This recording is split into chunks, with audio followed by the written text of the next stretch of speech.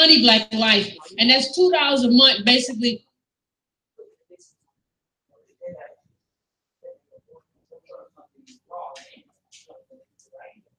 We just bring all the old people back. They ain't creating nobody new. Let's just bring everybody old back. Who we got this week? SWV? You gonna? Or you can find some plastic bags. That's gonna get torn up. The thing. Who gonna buy it? Who's that stupid? Ain't gonna have it. Well, turns out a lot of people are. But I want to go deeper than just this kind of tabloid who have a little bit of money themselves, who have a family. We should be worried about our own family. But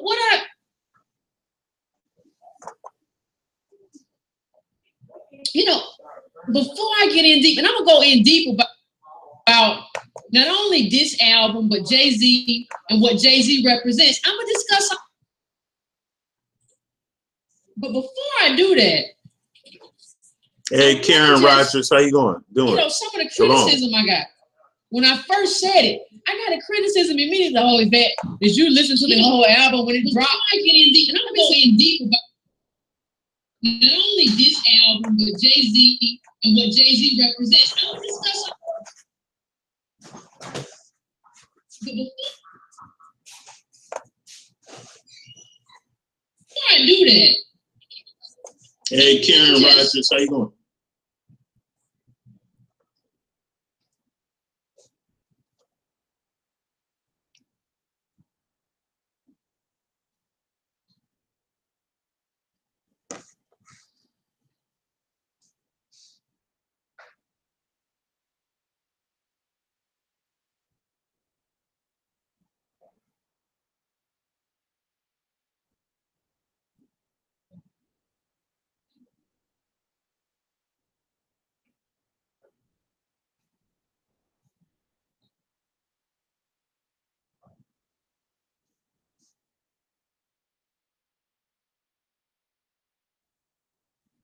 Hey, Queen B, what's going on? Shalom, shalom. Good to see you. Good to see you. Good to see you all. I usually don't come on at this time, so many of my regular attendees are probably not aware on, even though some of them have notification. So we're just gonna sit tight for a little bit. Sit tight for a little bit, and before we get into some things, today is the 4th of July, the 4th of July, and so my case study here is going to be appropriate for such an occasion as this, because I know our people are still, have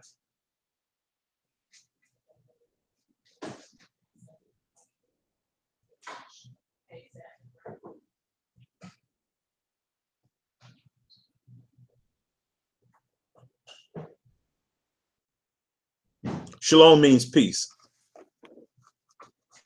It's a salutation, equivalent to hello, but it means peace. That's all.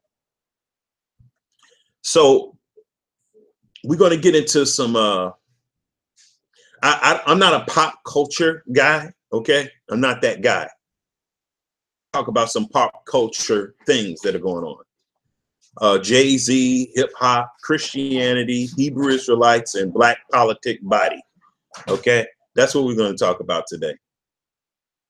And of course, it's from a Israelite perspective, a biblical perspective. And can you hear me? Yes, I have audio. No? No audio? Can't hear me?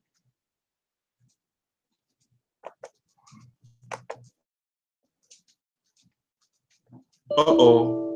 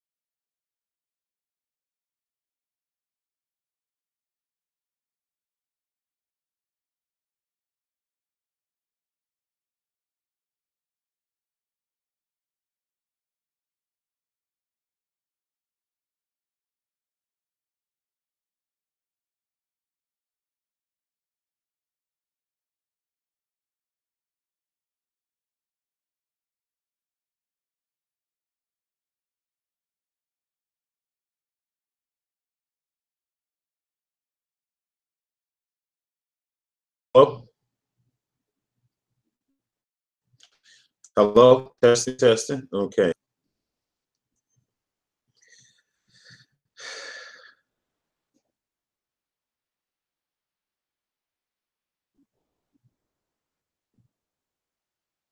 Hello, can you guys hear me? Yeah, it was going in and out because my computer was rebooting. So, hello?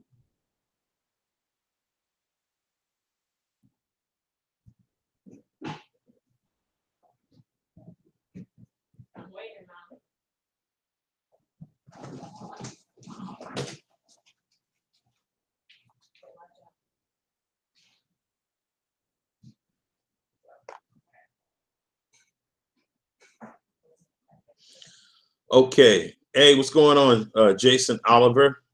Long time no see. So what we're going to do is talk about a case study. Today is the 4th of July.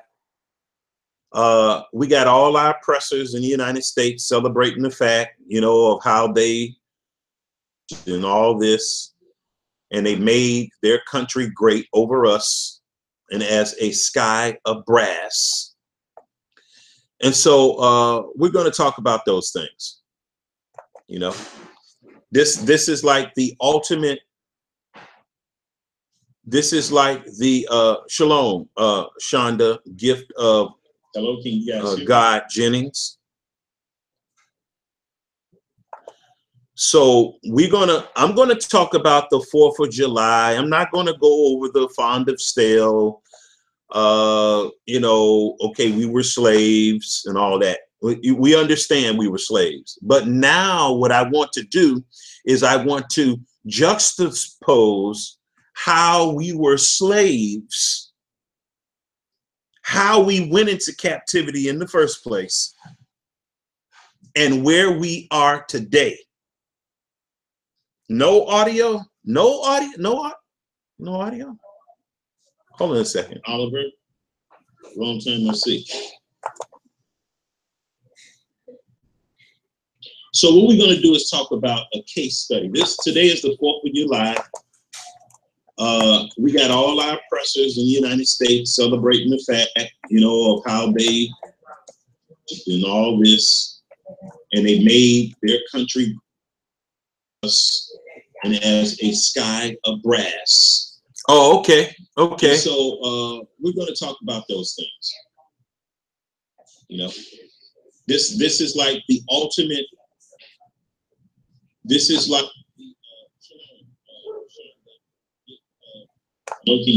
God Jennings.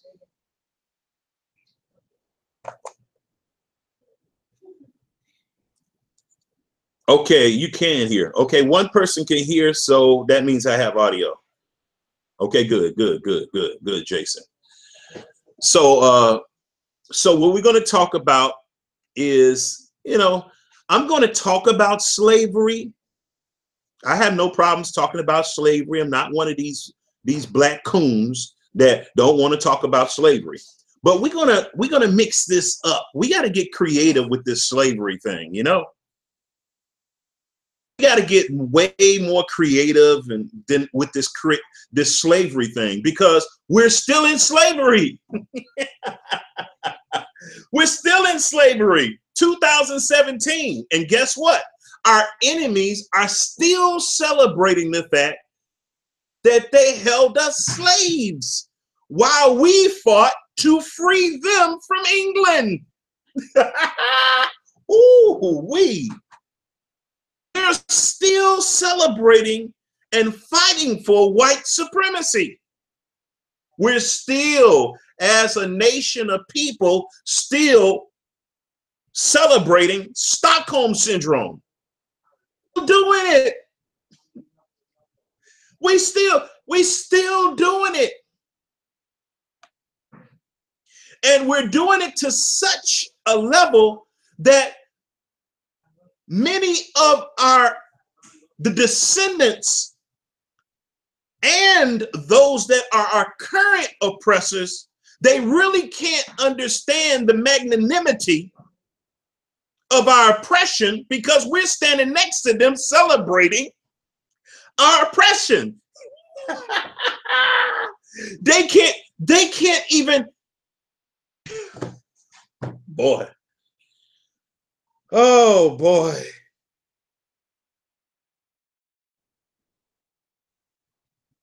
It's nothing like being a slave. Okay, I'm going to tell you. It's nothing like being settled and satisfied with slavery. You're talking about an abominable people. About a group of an abominable people. It's black people. It's black. It's going to be black people. Black people. And when I say black people, I'm talking about the ones that are Israelites. They're the only people that's going to stand next. The slave is our brother. The law is love. And this gospel. They're the only people that's going to be standing with a chain on their neck, ball and chain on their feet, and they're going to be singing and for their oppressors' feet freedom. We're the only group of people are going to do that. And long after the fetters and shackles and ankle irons have been broken off of us, guess what we're going to be doing? Same songs. Still eating the same food. Singing God Bless America. Even singing this, God bless America, land that I love. Oh, we're praying to their God that he bless them at our expense. Black people have to be killed. Do you know how many black people who are Israelites have to be killed? They're not going to make it. You think it's that small of a group that has to be bit? Y'all, the Bible says there's going to be so many Israelites that have to be killed. The ones that are left over, it says a child will be able to count them. You can't, I'm going to tell you something. You're going to have to really understand the psychological profile of people that's not really down with the Most High. They far more down and in compliance and agreement with their enemies than they are the Most High. These people are not going to make it. I'm not going to pray for them. I'm not going to pray for them. I don't care how black they are, how poor they are, how rich they are, how connected they are, how strong their political body are, which is not strong at all. You have a strong politic body and you're praying to your enemy to be the power for your politic body. I don't get it. I'm trying to figure this out. I've been trying to figure this out since a teenager. Oh, how do you do that? Everything that we want in life, we want to base it on the power base of our enemy. Stop. It's a failure. Civil rights, black power, RBG, Nation of Islam, all Marcus Garveyism, all that stuff is a colossal failure, stuff of Satan. It's straight from the guts of hell. Look where we at today. Congressional Black Caucus, Operation Push, Jack and Jill, Masons.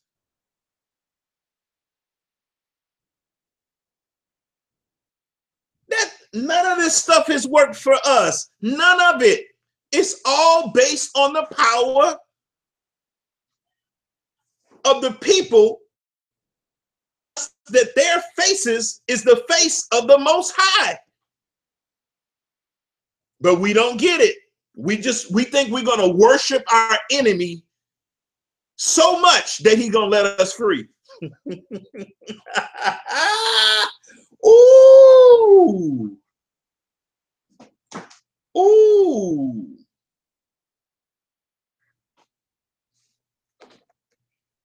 Oh, I see a new face in here. Galea Derry. How you doing? Shalom. Just teach. Good. Hey, everybody say hello to Galea Derry. Everybody say that look like a new face in here. Everybody give her a hearty shalom. Good to see you, P. Holmes Just Teach, Mariah Israel. So good to see you and your husband,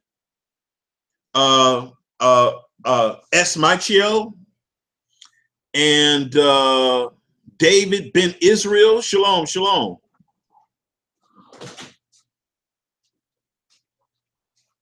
Shalom, shalom.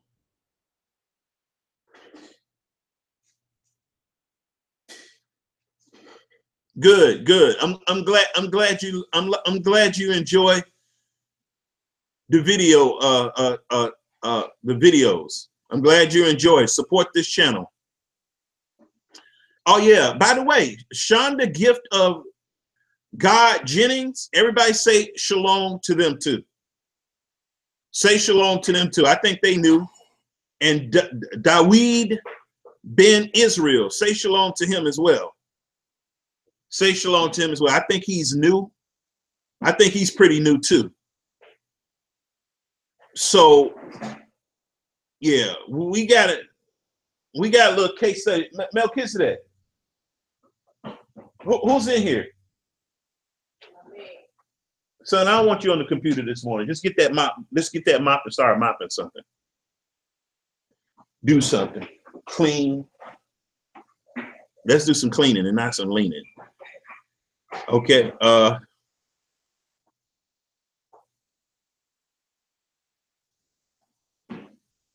So yeah. You know, I'm gonna tell you something, y'all. I'm not liking what I'm hearing. You got black people all over the place gonna be celebrating the 4th of July. You know what we should be doing on the 4th of July? We should be facing Jerusalem, stretching our arms towards our holy city, and praying that the Most High would save us. What would it say? What would it say? I would be for a little sanctuary. Ezra's. Hold on a second. Oh boy, I ain't looked at this scripture. Or is it Ezekiel 3? Let me see. Hold on a second. I'm not prepared here. I just got fired up. S. Michael, how you doing? Shalom, shalom, shalom. Shalom. You know, black people, all they want to do is eat ribs and, you know, and listen to Marvin Gaye, you know. Meanwhile, every 4th of July that's coming around, your oppressors brainstorming on how they can get you into deeper oppression. But we don't wake up because all we want is some generic grape pop in an aluminum foil can. We want some Sunny Delight potatoes and some stop, y'all. Stop. We don't have nothing to celebrate here. The 4th of July is an annual reminder of the bottom of the bottom that we deserve to be killed off by all our enemies, not just white folk, especially white folks and everybody else. That's what the 4th of July is a reminder of to me. That we're not, you know, there was YouTube videos where they said he wasn't ready. Well, we're not ready.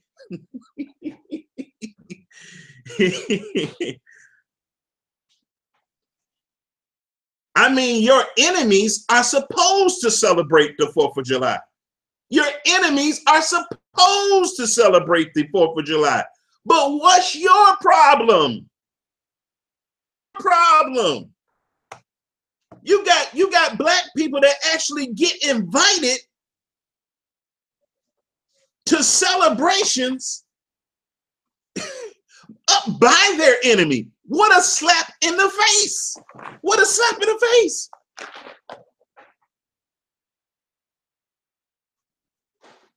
When I go to the store and people tell me, Caucasian people, they tell me happy 4th of July, I say there's nothing happy about that.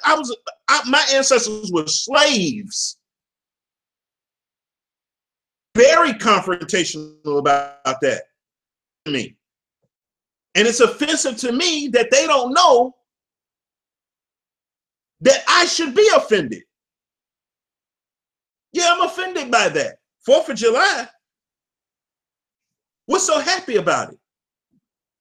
They're like, okay, he's got an axe to grind. No. You celebrating the 4th of July and throwing it in my face shows me that you have an axe to grind. No, don't tell me no happy 4th of July, happy holiday. I don't want to hear that garbage.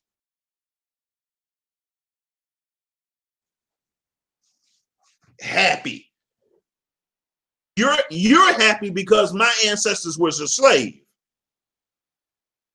And now you can stand here at the deli, at the produce section, at the checkout, and have all this conversation and watch tabloids and all this kind of stuff.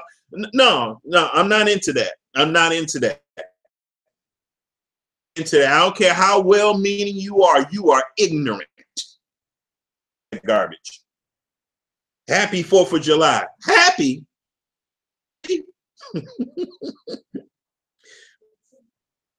And all the happiness that we think we have right now is an illusion. It's a myth. And this is one of the reasons why so-called black people cannot get along. We too busy wanting to make white folk happy, make their holidays happy, make them feel great. And what's that? What's that I'm thinking about? What's that? Manifest destiny. We want to make sure that white people stay on their perch of manifest destiny. And you wonder why so-called black people don't have unity. We're not supposed to have unity. We're acting like idiots. We're acting like demons.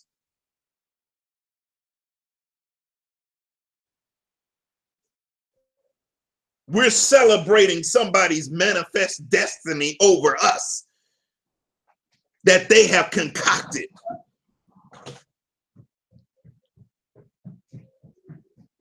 We're celebrating the survival of the fittest of a group of people that act like demons towards us in every war we fought in, every invention we come up with, everything that we've ever done. And you wonder why black people don't have unity. We love the devil. We love Satan too much to have unity. You can't love Satan and then talk about, oh, you know why we ain't got no unity? Unity. We got to get together. Black power. Shut up. Don't tell me nothing about no black power. Tell me nothing about no black power. I don't want to hear it, because all you're going to do is run to white daddy whenever you talk about black power. Our black power today.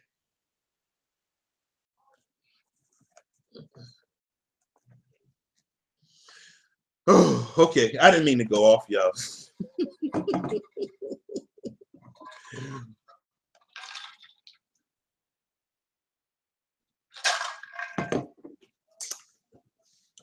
Black power, black unity, black nationalism, black politic body. Shut up, black politic body.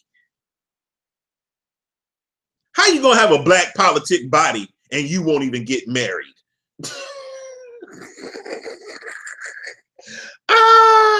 Are you serious? Are you going to talk about anything black power and you're not going to get married?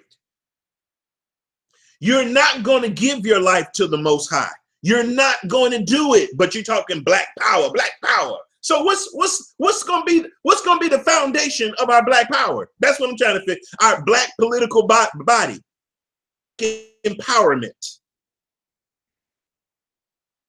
What's going to be based on Buddhism, Zoroastrianism? What is it going to be based on? Oh, it's going to be based on the fact that we're all black. How is that working for us? How is that working for us? How has it ever worked for us? Oh, I know. We're going to base it on the fact that we were slaves. Oh, how did that work out?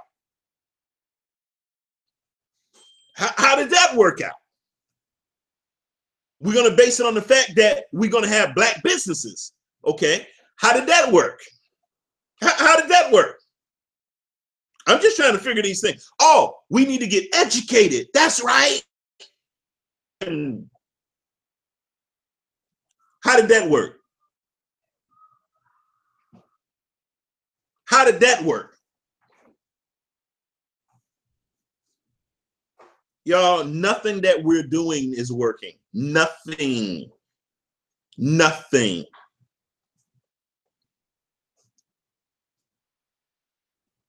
And that brings me to my case study. That brings me to my case study. Okay. Nothing. I want somebody in the room to tell me something that has worked for us in the past. Name anything. Slave revolts. How did that work out? Denmark Vesey, Nat Turner. The Haitian Revolution, Toussaint Louverture, Jean-Jacques Dessalines. How did that work for us?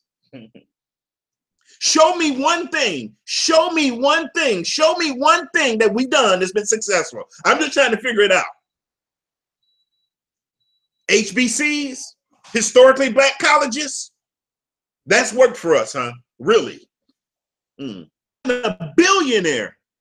Oh yeah, there you go. Becoming a billionaire, that'll work. Oh, really? Okay. So that's helped us as a people. That's helped us as a people, as a nation of people in captivity. That has brought some level of liberation to us. Really? Okay. All right. Because I'm just looking for the data. Where is the data? Where is the data? That's what I'm saying. Okay. Oh, you say, well, claiming your culture, declaring your culture is a Hebrew Israelite. Oh, that's worked for us too? Oh, really? Oh, okay. Okay, so show me the advancements that have been made for us as a nation, declaring that we are just simply declaring or believing that we're here. How has it helped us? How? What liberation, what power has it given us? Just stop, y'all. Stop it. Stop. Stop. Stop. Just stop it, y'all. You got a nation of people that won't get married, won't stay married, won't love their children, won't sow righteousness in their children, have some success. Even the heathen nations know better than that. Doing the works of the devil, they really do have those fundamentals down. We don't even have the fundamentals of serving the Most High down. We don't even have it down. We think that just because we carry around the Bible, it's going to act as some sort of amulet and deliver us from our oppressor. Stop it. Stop. That's not how it works. Faith without works is dead. Period.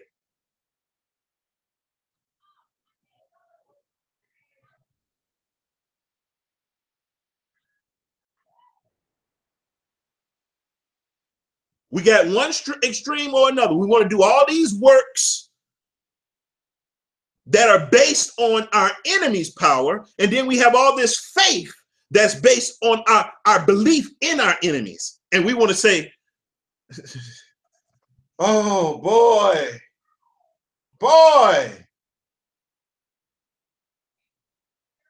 we don't know how to build organization.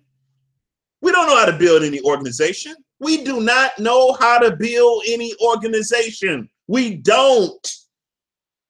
We're going to look at white mommy and white daddy, and we're going to look at their blueprint, and we're going to try to build something out of it for us. And it's going to be undermined right away because the blueprint comes from them. Our blueprint comes from the Most High. Our history, our documents. But we don't want to do this. We'll carry around the Bible, quote a Bible, teach from the Bible. But when it comes down to really doing stuff that's for real, oh no, we're going to look at white mommy and daddy. We're going to take this black book and be like, okay, let's see what white mommy and daddy is doing. Y'all, we're not going to do nothing successful. No. To do anything successful. Not with this mindset we have. We are not going to do anything successful with the mindset that we have as Israelites. We're not. Most people are Israelites just like they were Christians. I was a Christian for a long time, and I couldn't stand Christianity even when I was a Christian. I knew something was spooky about it because the same stuff I saw when I was a Christian and I'm talking about today. And I didn't expect that anything would be different.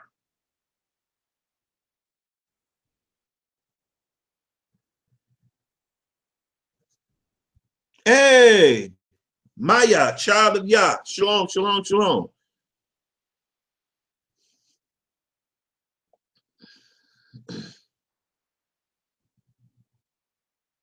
So,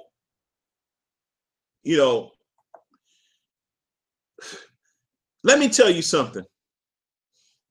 This is really bad, the situation we're in, y'all. It's just bad because I want to tell you something. The Most High has people of other nations that would help us. There's a prophecy. I want to say there's a prophecy in the Bible. And it talks about how Israel is going to be helped by other nations. Now, you're not going to hear it. Stop it. You're not going to hear no Hebrew Israelite talk about this, because, but you've always had other nations that helped Israel, were allies with Israel. You always had people that were even from enemy nations that were allies of Israel. What about Uriah the Hittite? Enemies of Israel. But Uriah was a soldier in the army of Israel. Faithful. So faithful that he carried his own death warrant. And David took his wife. So I don't want to hear this stuff about,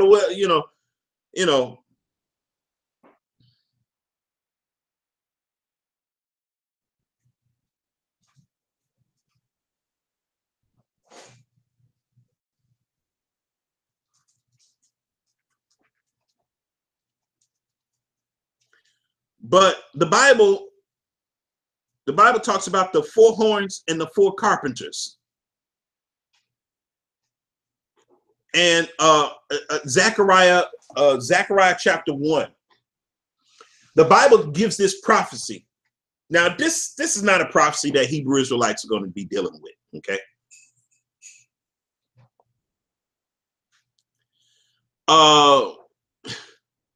I'm not going to get into that prophecy, but the Bible talks about these 4 horns and 4 carpenters that are going to come, and guess what they're going to do? Help Israel. So Israel is not going to be all by itself, and every single nation on the face of the earth is wicked besides Israel. No, it don't work that way. The Most High is going to have people out of every nation. I won't say every nation, but they're going to be people of every nation willing to come and help Israel when Israel finds who they really supposed to be serving. Nobody can stand with us, y'all.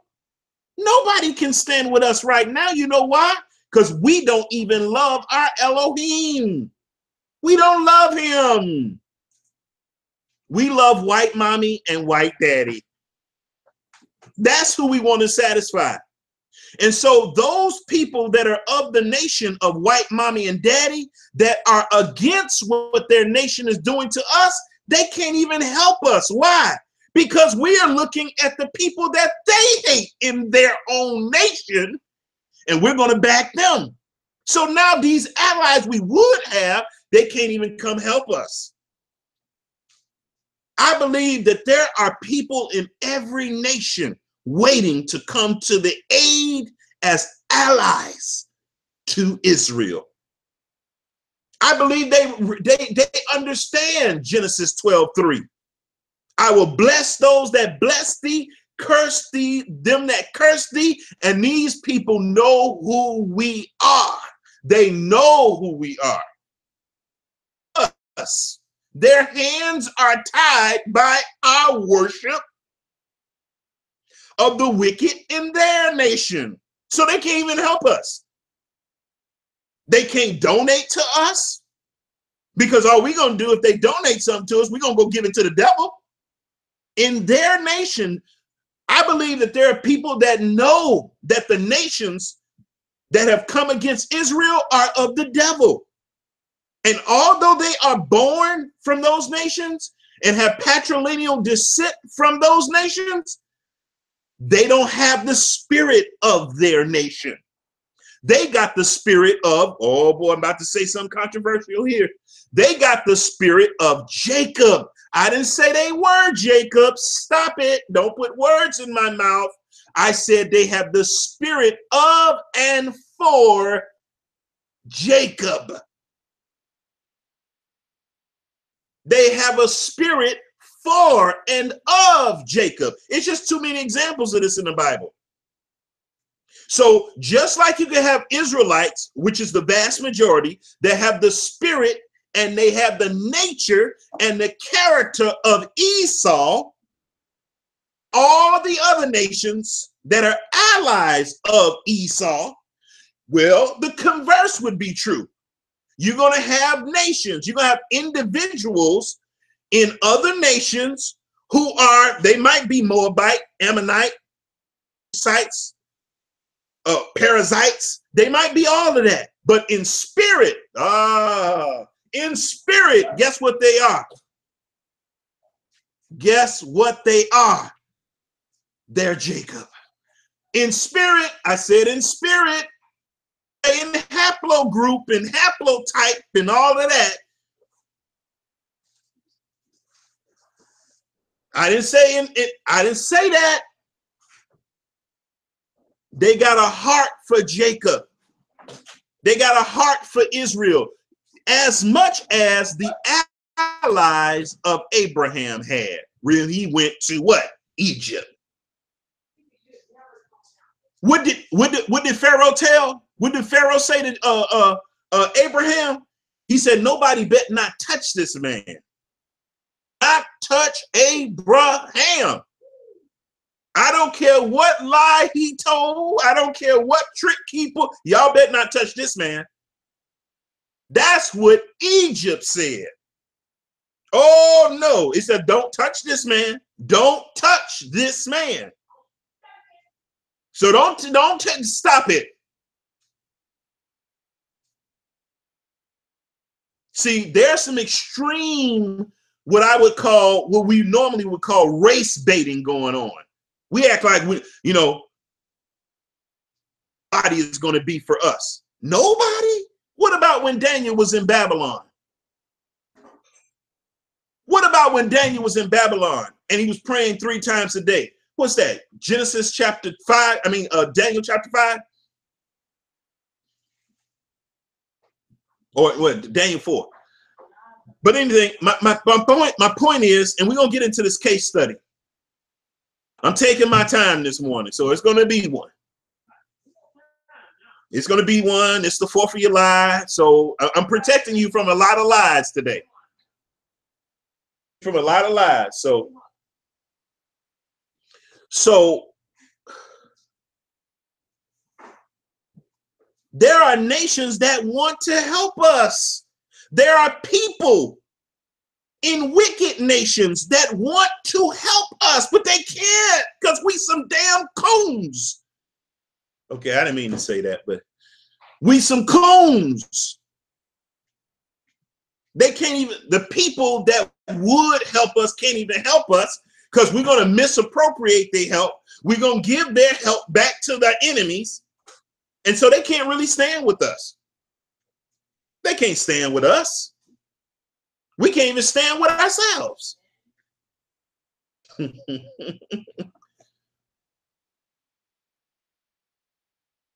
Israel has always had allies out of all other nations. Always, even when look at Rahab. Look at Rahab. Look at Rahab.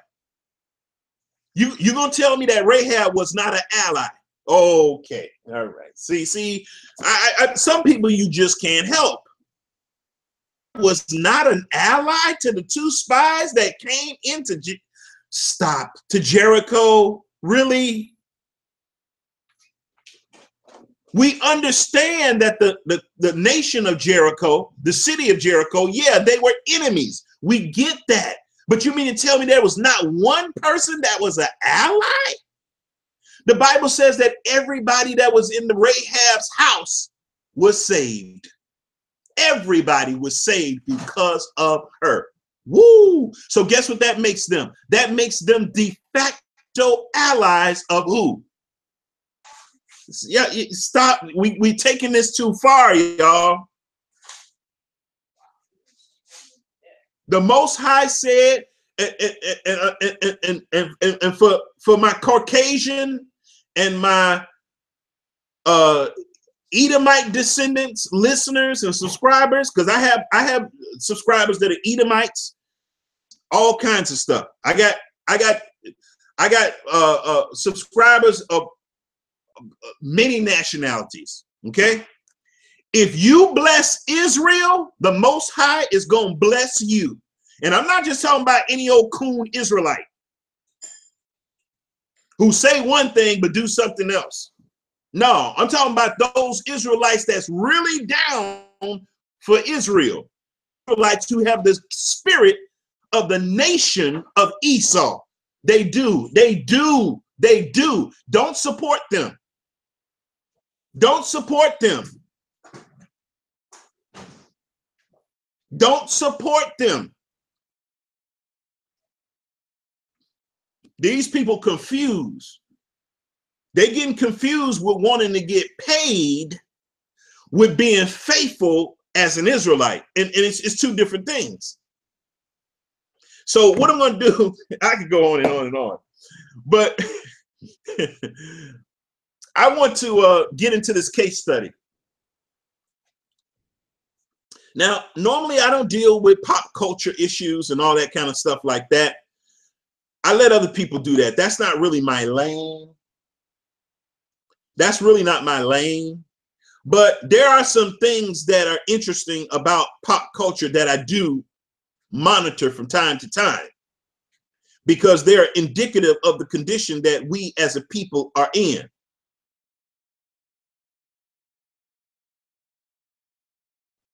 Okay. For the most part, my broadcast, y'all, this is not scripted. Okay, this is not scripted. It's just a brother at home sitting at his little kitchen table, drop up there, and I'm just talking from my heart, y'all. These are the things that I ponder all the time. The things I study into, I weigh, I analyze. You see? So I'm not copying nobody. This is original content. It's coming. I don't even know what I'm about to say. So,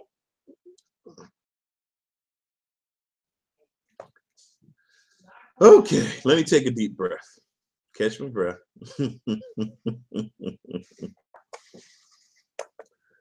Oh boy.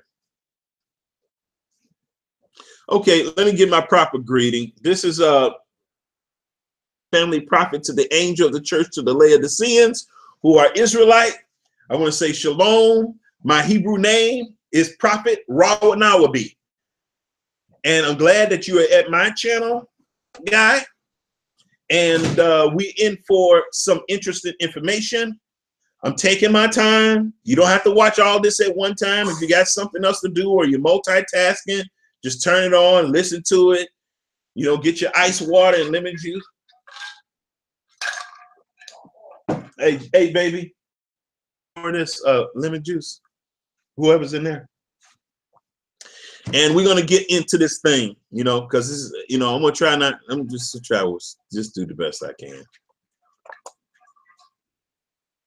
Okay, I want to share my screen with you all.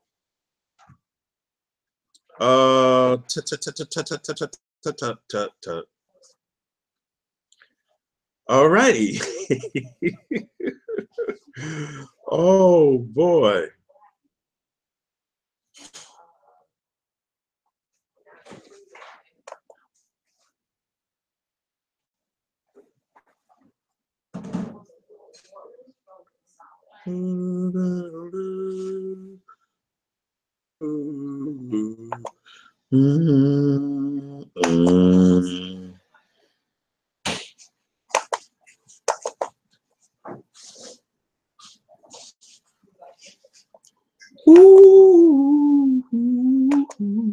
Oh yeah.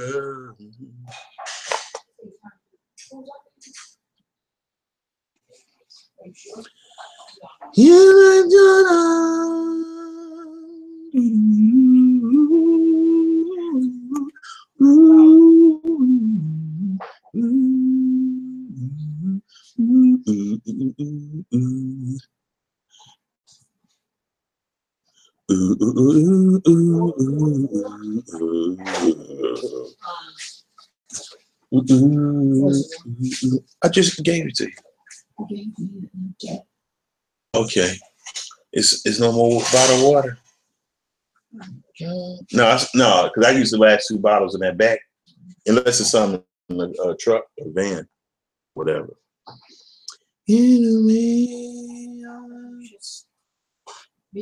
I am. I'm videotaping right now. Anyway.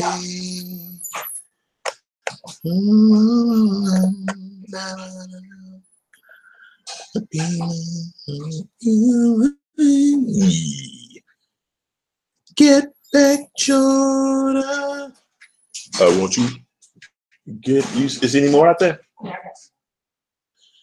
And put a nice amount of ice in there for me, please. Because that stuff melting quick. Jordan, get away. Okay, we're about to get started.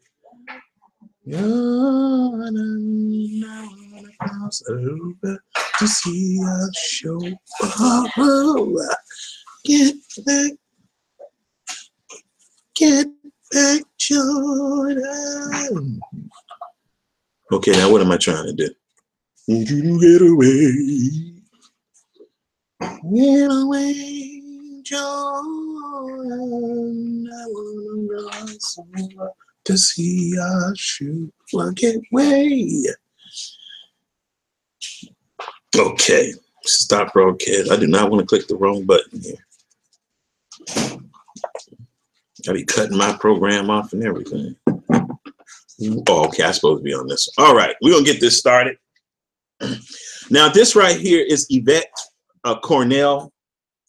I'm not a guru of anybody on the internet.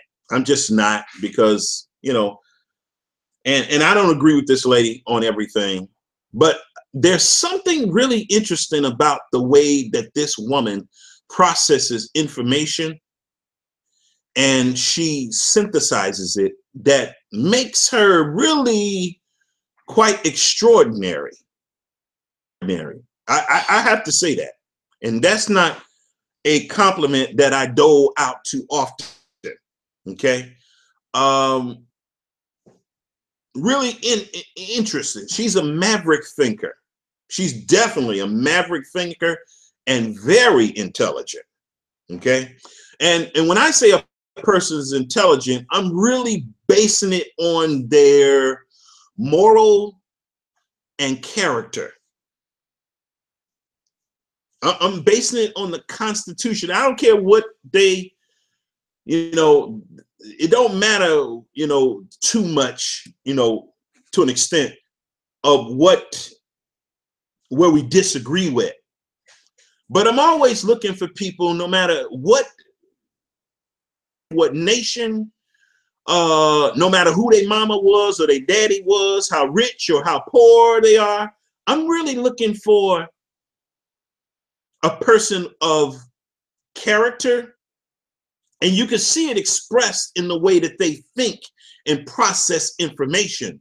So when I talk about very intelligent, I'm not just talking about scholasticism. I'm not talking about just simply a good vast memory of data and information, although that is a component, but it's not the most important component to me, because I've known people that didn't know a whole lot, but man, they were intelligent. And you was like, how do you get intelligence out of that person? And it's like the things they stand for, the things they really believe in, the things they really put their energies behind. What is the driving? And it doesn't seem like this woman is caught up in her intelligence. Her academic prowess. It doesn't seem that. I don't get that from her. So it looks like that she is spurred on by something deeper, not something as superficial. Usually when you're dealing with people that are superficial, they talk about the things that they are superficial in. They dwell on the ephemeral, the short-lived, the easily changed, that which is easily pliable. But I don't really get that from her. I don't know her personally, but it's just something interesting about her that is fascinating. And I would even say extraordinary, and I do disagree with her on many points. Don't get me wrong, but I'm just saying her, for what it sounds like she stands for, it looked like she really standing on something that's really substantive. And it seems like that she has found in herself something that transcends her academic and intellectual, what people would call as her intellectual prowess. She sees something stronger than even that. And now that's the first thing that you run into. That's one of the things that you're going to notice in dealing with this woman. But she's not caught up in that. And I could appreciate that because it's not superficial. It looks like she's grounded in the fact of what is superficial and what is substantive about the value that she can bring to other people. I don't even see this lady, I don't even see this woman try to bait you for a compliment on how spectacular and brilliant she is. She don't bait you. She don't set you up so you can compliment her so she could turn back around and say, oh, no, yeah, I'm just trying to be humble. She don't do that. She don't play those type of games. She don't play those type of games. I like that. That shows a lot of moral integrity. A lot. She don't throw her academic achievements in your face and and all this kind of stuff. And she looks like that. She comes off as the type of person that can talk to anybody, and is willing. And one thing about, I want to say this, and I want to stop elaborating. But one thing that I notice about her that I like, I don't watch her channel often. I don't even know if I'm a subscriber. Yeah, I think I'm a subscriber to her channel, but I don't watch it that often, because this is just not, I like the fact that she doesn't use a lot of profanity and expletives. I appreciate that. And so, yeah, I think she's quite extraordinary and brilliant, very brilliant. And her brilliance hasn't gotten the best of her. It doesn't own her. She owns it. One of the things I try to find out about people is, what are they brilliant in? Bad or ugly? It don't matter what they're brilliant in. I try to find out what they're brilliant in. And then I assess whether or not they can handle the brilliance that they wield in whatever field.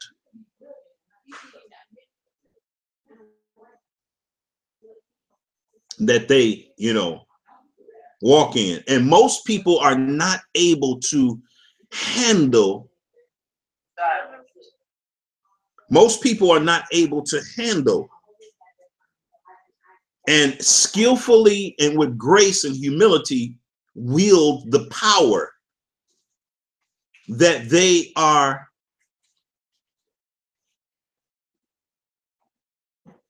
I mean, you can see it with Hebrew Israelites. You can see it. You can see it with Hebrew Israelites. I mean, when you do a character profile, not all Hebrew Israelites. So if I'm not talking about you, please don't leave no comment to me. The only dog that's going to scream in a crowd of dogs that you threw a stone in is the dog that you hit. So please don't out yourself. Don't out yourself, please. Okay? Because I'm about to throw a stone right now.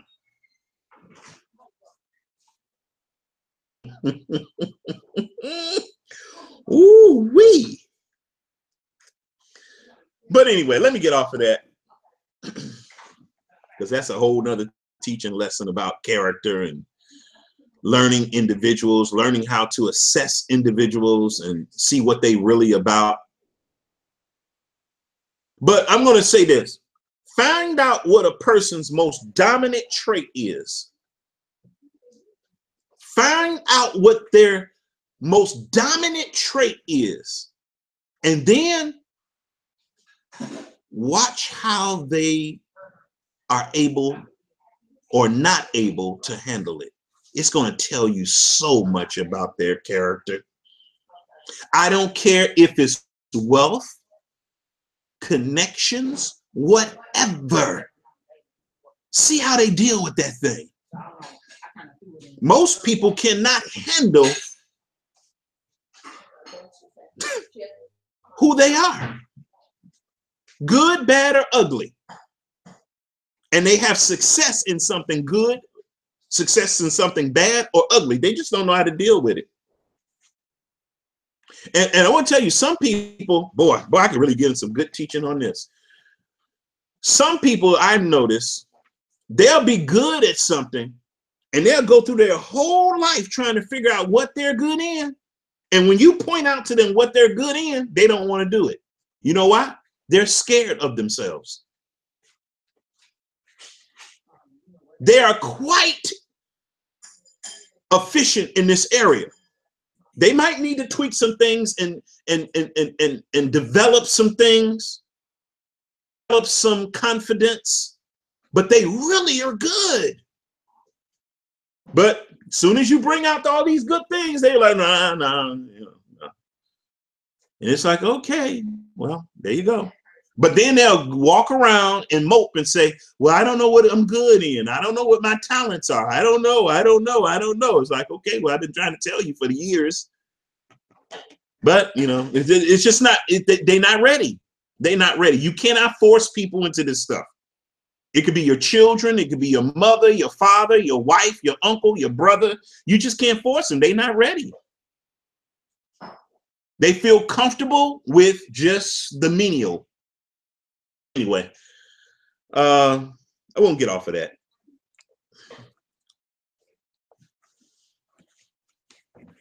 And I want to, boy, I'm trying to get off of this, but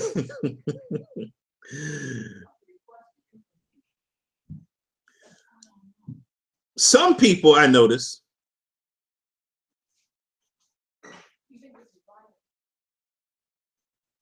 okay. Hey, y'all. I understand that there's a lot of side conversation going on. Okay. If you're going to have a side conversation, go to the side off this channel, go to another channel and have that conversation. We don't do that here. We don't do that here. No, we don't do that here. Either you're here to listen to the prophet or you're not. That's it. It's just that simple. That's it. I'm being kind. I'm being kind because there's other people that, you know, want to listen directly to what I don't run my chat room like everybody else. You see, I'm not a dictator, but you know, I got a topic and I'm the one that's in control of the topic. Okay. So all the other ancillary conversations and all that, if it's no hard feelings, just go to another channel or Pal Talk or whatever, or start another Google Hangout and have your side conversation. But don't have it at our expense, because I think that's kind of rude and disrespectful. Now, as your gracious host, I want you to feel comfortable about coming here. I don't care who you are, whatever. But, you know, we got to do things decently and in order. If I came to your room and you had a topic, I would come specifically there to listen to you. And if not, I'm going to leave comments in the comment sections otherwise. But usually when I leave comments in the comment section, it has to deal with whatever the topic was or the video was about. So I just want to throw that out there. I just want to throw that out there, you know. So there you go. So we're going to get right into this. Tell you, don't ever ask me that question again. I am old. Listen, I'm grown. Listen to the whole album when it dropped. Let me tell you, don't ever ask me that question again. I am old. Listen, I'm grown. I don't listen to albums when they drop anymore. That's what I did at 14. And see, this is one reason why I like her. You know, let's get on some adult stuff. You got still adults acting like teenagers, the albums dropping and all this kind of stuff. Man, y'all so-called Israelites, we ain't got no business waiting for no album to drop. We already at the bottom and dropped. Stop it. I don't listen to a rap. You know what I was doing? You know what I was doing when Jay-Z's album dropped? Seneca, about the joys of stoicism. I was not waiting for an album to drop. I didn't think I knew the album was going to drop because I got on there. I'm always paying attention to what happens in the Black community. And then somebody called me too. I got phone calls. Did you hear about this? Did you hear about this? I'm not waiting for his album to drop. So no, I did not hear it when it dropped. It's over 25. And you listen to this album when it dropped. I think you need to do some personal introspect in terms of who you are. Thank you. Now, what I see, and get ready to put that one up, right? What I see when I went on Twitter, and I'm going to hide your faces for embarrassment's sake. On Twitter, I saw that all of y'all fell for the okie doke. No, not my people. Of course, my tribe is different. Same thing with Barack Obama. I want to tell you something. And I'm not downing anybody in the room that did, but man, when I saw a whole bunch of black people voting for Barack Obama, I started rolling my eyes. I was like, really? I said, okay, come on, y'all. Really? Y'all gonna let white supremacy get us to vote for an overwhelming majority for Barack Obama? Stop, y'all, because he's a black man. Oh, stop it. This is a failure. If you see that many black people running to do anything, it's a failure. Period. It's going to be counterintuitive to what they running for. Y'all, and it's just like this Jay-Z album. You know, these people got mind control on us like you can't believe. And we some big suckers. Same thing when I remember, honey, when did oh boy, Harold Washington was running. Everybody, black folks was all going crazy in Chicago. You know, I was younger then, but I was like, nah. I don't even think, honey, what was that? 80 what? What was that?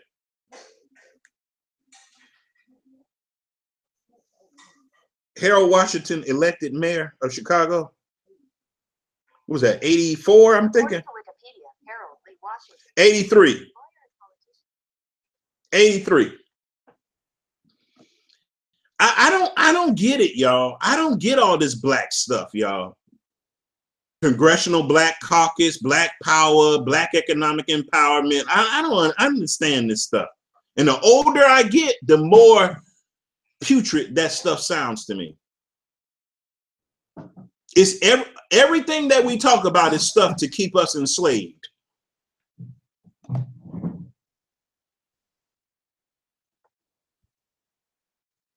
We're actually the ones in the factory brandishing and forging weapons for our enemies to kill us. And we're celebrating this, putting Barack Obama into the White House. But the Bible tells us how we supposed to select our kings and our leaders. Oh boy, I'm just sick of this, man. I'm not talking about my tribe. I'm not talking about the Breaker Brown family. I'm talking about what are the male average members of our esteemed descendants of slaves community fell for the okie doke. Oh, that was deep. I'm gonna go buy me some stock. I'm gonna go see what I can afford. You ain't got no kind of history in stock trading. You don't even know what a PE ratio is. You ain't got no money. You don't understand that stocks are traded on scale. So if you're looking for what you can afford, you need to shut down your computer. And how did he make you do that anyway? Okay, but that's all right. Very good point, because that's what black people do. We think all this stuff that's owned by white daddy, stocks, is going to save us. If stocks was going to save us, we should have been saved a long time ago. The stocks was us, y'all. We was the ones that were the stocks and bonds. We were the original stocks and bonds. Now, if slavery didn't save us, why do we think that the thing that began stocks and bonds is going to save us today? Y'all, stop it. Now, this sister, she's not a Hebrew Israelite. You know, it just seemed like she's a humanist, pretty much. She's just a humanist. But I appreciate her, because it's very hard to find people with moral character. Philosophically, yeah, I disagree with her on a whole lot of different things, but I know how to identify moral character. And I know where to cut the strings, and without going over certain crossing boundaries that I shouldn't cross. Put the next one up. It's okay. It's okay. It's okay. It's okay. But the crowd went wild. The crowd went wild. There was another one. There the other one is. Oh, look at it. Look at it.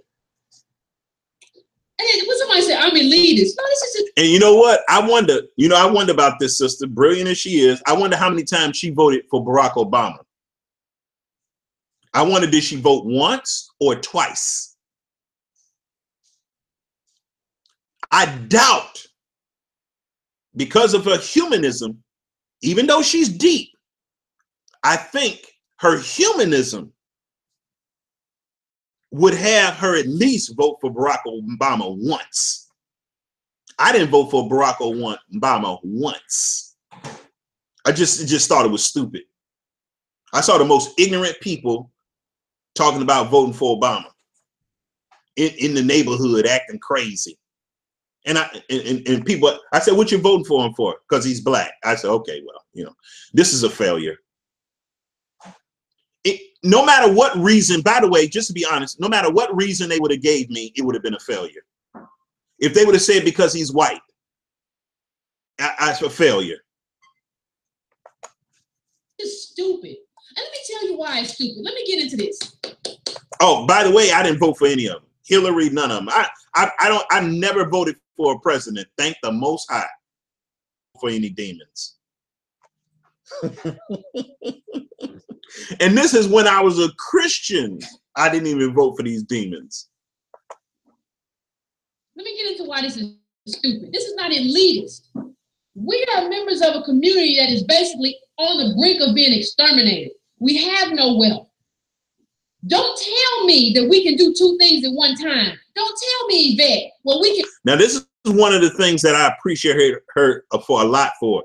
She really crunches the numbers, and she's really a bean counter, and she let you know that Israelites, black folk, we don't have no real wealth. If you don't have any manufacturing and you don't own any raw products, now this is her stand. She knows that you don't have real wealth. And I applaud her for that.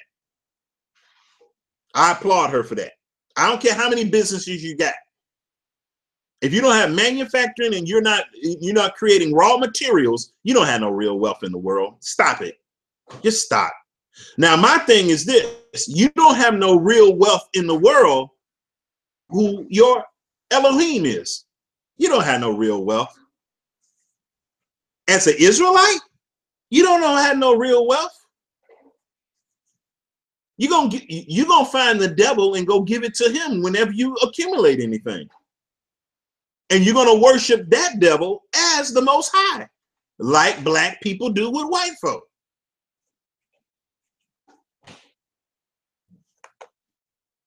We can pay attention to Jay-Z and we can pay attention to the data, because that's not what we're doing. Obviously, if we could, we would, and we can't. Don't tell me that. People keep saying, oh, it's elitist to not pay attention to. Listen, and don't tell me, it's not elitist to understand what stuff is. Some of y'all are telling me that just Jay-Z stuff is the best poetry you ever heard. You never read Blake. You never listened to Langston Hughes. You never even opened a poetry book of any kind telling me this is the best poetry when you have nothing to compare it to. That's not elitist to understand what poetry is before you try to assess poetry. And that's what we keep doing too much. I don't need to listen to this guy. Especially considering, and somebody said, well, he's not as bad as the rest of the rappers. He's not as bad as the rappers who pop Molly. But you gotta understand, when Jay-Z came out, crack was the worst thing, and that's what he was up to. And I'm not even judging anybody who dealt crack, because I understand what that means. I'm not saying that you're an awful person, but for you to be still 50 and talking about, I'm doing the pigeonhole, you can't pigeonhole the man that put together the bricks or whatever he said. You're 50 saying this. You're not somebody who's 18 or 19 in the ghetto saying this. I get it. If you're in the ghetto right now and this is what you had to do to survive, I get it. That's not who you are. You're a 50-year-old man. And what we have is this kind of soap opera between him and his wife. And we have the black community not understanding that this is a distraction. And even how we think of Jay-Z is silly. To think of him as like, oh, but you don't understand, he got 200 million when he did that deal when he did that deal, you don't understand it, but he got 200 million from Sprint. He did not pocket a deal worth 200 million. Does not mean Jay-Z pocketed 200 million. Exactly. That's never happened. That's exactly right. But this is how black people think. You know, she's dead on with this. Black people are, boy, we will suck any bait down. Any bait that white mommy and daddy give us, we slop it down. You know, we don't never turn nothing down. You know, we just swallow it whole, bones and all, fish still alive. Why? Because it came from the hands of white mommy and daddy. See, I'm not into that, all that black. That's what we call black power, you know. That's what real black power is, if you was going to define it. Black power. Pan, please. The so-called black conscious community is one of the most out of control, imploding communities among black folk. It's just, oh, let me be quiet if I say something I don't want to say. And let me tell you something else. You know who knows it never happened? Kanye West. Did y'all hear Kanye West is pulling out a title? He says Jay-Z owes him $3 million. Right. So how is Jay-Z making all this money and his best friend is pulling out of the deal? And then he says that Jay-Z owes him $3 million. But black people don't care nothing about those irrelevant details, you know. Ooh.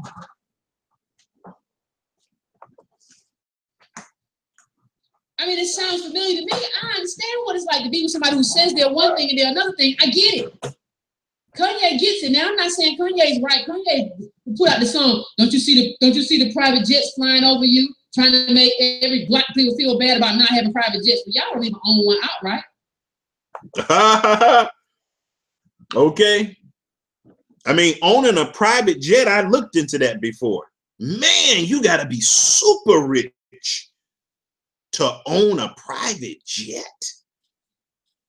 Those things are high maintenance. And even the people that actually own private jets, they lease those jets out. They can't afford to just have that thing sitting only when they going to go and do something. So when you see somebody with a private jet, a Citation 10 and all this kind of stuff, those things almost need round-the-clock maintenance. Yachts and stuff, 100-foot yachts, please. They leasing those things out. They leasing those things out like timeshares. But we go for all the hype and all that kind of stuff. And some of these artists, they don't even own the jets. It's other people that own the jets, but let them put their name or their logo on it and all this kind of stuff. So it's, you know, black folks, we just, you know, we see the shine, we see the bling, and that's all we care about, you know. But what I'm saying is there's a reason why Kanye pulled out of that deal. He says they violated the contract and Jay-Z owes $3 million. I'm gonna tell you that I think he's probably right. Not getting the numbers that they need. Put up, when you get a chance, I put up that Guardian. It's not numbered, but it's a Guardian. Put up that. Okay. There have been so many stories about, you know, about this. But see, the thing is, we don't follow the stories about subscriptions and exclusives and what it means to have an exclusive. We just hear Jay-Z saying a lyric, Kanye, I gave you 20 mil. Now, you might be saying, you know, why are we listening to this? About what does this got to do with the 4th of July? What does this have to do with Israel? This got a whole lot to do with Israel, y'all. These kinds of things have a whole lot to do with the way that we think, the way that we worship, the reasons why we get married, the reason why we have babies. the reasons why we go to school, a lot of the stuff that she's talking about are ingredients of why we do so many of the things that we do. We are so steered. We get steered easily. Y'all know Jay-Z ain't never gave nobody $20 million or nothing worth $20 million. Nothing worth $20 million. Title failure. Nothing worth it. He never gave nobody anything worth it. But see, the thing is, we don't really pay attention. We don't look up title and look up. We just say he hear what Jay-Z said on the album. He's not a businessman. He's a businessman. And so what starts happening is we start seeing ourselves through Jay-Z. And so let me tell you how this works in terms of social control. The people who control capital and economics in this country, they understand that they don't have to do anything for us. The only thing they have to do is inflate Black culture. Make sure you see Black culture every. See, there you go. Now you say, well, what does this have to do with Hebrew Israelites and 4th of July and all that?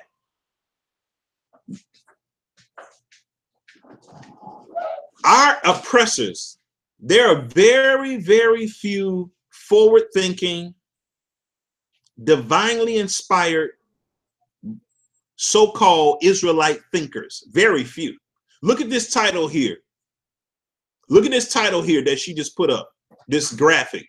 Money, Cash, Woes. Jay-Z's exclusive new album may be a sign of Tidal's failure. Come on, you think the average Black person is going to get this? They don't even want to see this article. Because what kind of magazines we buy? You think they're going to put this in? What's the name of these magazines? What Black magazines? They're Ebony. You think they're going to put something like this in Ebony? Yeah. Jet. What else? You think they're going to put this in there? No, y'all. This is something that's going to be in Wall Street Journal or something that's going to be in Forbes or something that most Black people who listen to hip hop is not going to read. They're never going to read it. They're going to read, what's these little magazines that you be seeing in the store with the half-dressed Black women, the little video vixens? No, little hip-hop magazines. What? No, that's white. Maxim. Oh, Yeah, those are kind of, this is not going to be in no Maxim magazine. Own Maxim magazine ain't gonna put it in there because it's white people that own Maxim magazine. They're not gonna put this in there. And even if they put it in there, Black people ain't gonna read that. They're gonna go right to the centerfold. They're gonna read about Jay-Z and they're gonna read about this. They're not gonna read nothing like this, y'all. They're not gonna go to titles read any articles about titles, the deals that titles are making. Nobody, the Black people ain't gonna do that. They just want to listen and bounce their head in the car and dance and, and get tattooed all up and all this kind of stuff. That's what we want to do. Find a little honey at the club and pop bottles, and that's what we want to do. We're not gonna go into the intricacies of what's really going on. And I like what she's saying here. They're inflating Black culture. They're inflating Black culture and manipulating Black culture. Black culture don't even belong to us. This quote unquote mythical Black culture, it don't even belong to us. They have a monopoly on Black culture. They really do. And I love the fact that this woman understands this. Everywhere. Make sure you see people like Jay-Z everywhere. Make sure they're in front of you 24/7 and that they're telling you constantly how rich they are. Because they know if they keep telling you how rich they are, you'll forget how poor you are. Actually, that's not black culture. So they're not inflating black culture. He said something good. It's not black culture. That's so beautiful how he came in with that. It's not black culture. We are calling white supremacy and mistaking white supremacy, the control of white supremacy over quote unquote black culture. That's actually white supremacy. But we call it what? Black culture. These people are clever. And the reason why they're going to always be clever over us, because we are not going to go to our power for wisdom, for knowledge, for understanding. We're not. We're going to go run the white daddy. Let's be honest. Because black culture ain't just about selling crack. They're managing and inflating a particular minority aspect of black culture. Yep. And fooling people. Yeah. So like it's not inflating black culture, it's selling a particular aspect. That selling a particular aspect of black culture that creates a sort of narrative that capital needs to continue to perpetuate itself. Exactly. And that's what they produce. Exactly. That's what they commodify. Mm-hmm. That's what they distribute. They distribute the parts of black culture that I wouldn't even say distribute. They weaponize black culture. See, this is what the 4th of July is all about. 4th of July. See, now that's the 4th of July right there. Weaponizing black culture. When England was fighting America, and America was fighting for its independence, black culture was even weaponized even then. We actually fought on both sides of the war. Hey, we actually both fought on both sides of the war. If that's not weaponizing black culture, yes. And guess who it hurt the most? Us. The very people, we fought on both sides and still came out the short end. So you know what kind of rhetoric was being pushed and propaganda was being pushed on black people during the War of Independence. You know what come on, stop it. Oh, you'll be free. You fight for us, you'll be free. You fight for us, you'll get this. You fight for us, you'll be that. And everything they was going to give us was stuff that we desired for to be like them. And when we made a pact with Satan to do that, guess what happened? We didn't get nothing. We didn't get nothing. We didn't get nothing. As a nation of people, we didn't get nothing, y'all. Nothing. So you had all these little black slaves, you know, fighting on both sides of the war in England and America. Some of us was probably killing our own parents who were fighting on the opposing side. If that's not weaponizing black culture, I'd like to know what is. So I can, now she's not going to come from the perspective that I'm coming from because I'm a spiritual man, okay? But it resonates with me where she's going with this. But it falls short, but it resonates with me. Culture against black people, right? So when that black culture goes out and it only talks about crack dealers and drug addicts and violence, it makes people believe that African Americans are degenerates. Now it's fine if you talk about that aspect of black culture, but you have to do it proportionally. You can't just talk about this aspect of black culture as if crack sales are all of black culture. You can put that in its proper perspective, but you can't 10% even. But you can't say that this is all our culture is crack. And that's why Russell Simmons is wrong. He comes on Bill O'Reilly and says, well, this is just a culture, Russell. You don't understand the culture. I don't understand the culture either. Only people who lived in that part of the ghetto where they stole crack. You're talking about Baltimore, New York. You're talking about LA. There are a lot of places where that. Yeah, it's a lot of places where it happened. But I mean, come on, y'all. Everybody didn't do crack. I've never smoked a cigarette in my life. Never smoked a cigarette. Never smoked a joint in my life. Never drank wine in my life. Never drank wine in my life. I just never done it. Just like I've never jumped out of a helicopter before, or an airplane, or went hot air balloon riding, or a tandem jump out of a Cessna. I've never done any of that. Matter of fact, I want to tell you, I don't even know. I don't have a lot of friends. I don't think I ever had a friend that was on crack.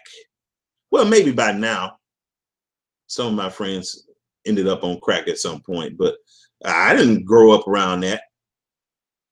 But please, I wasn't like that.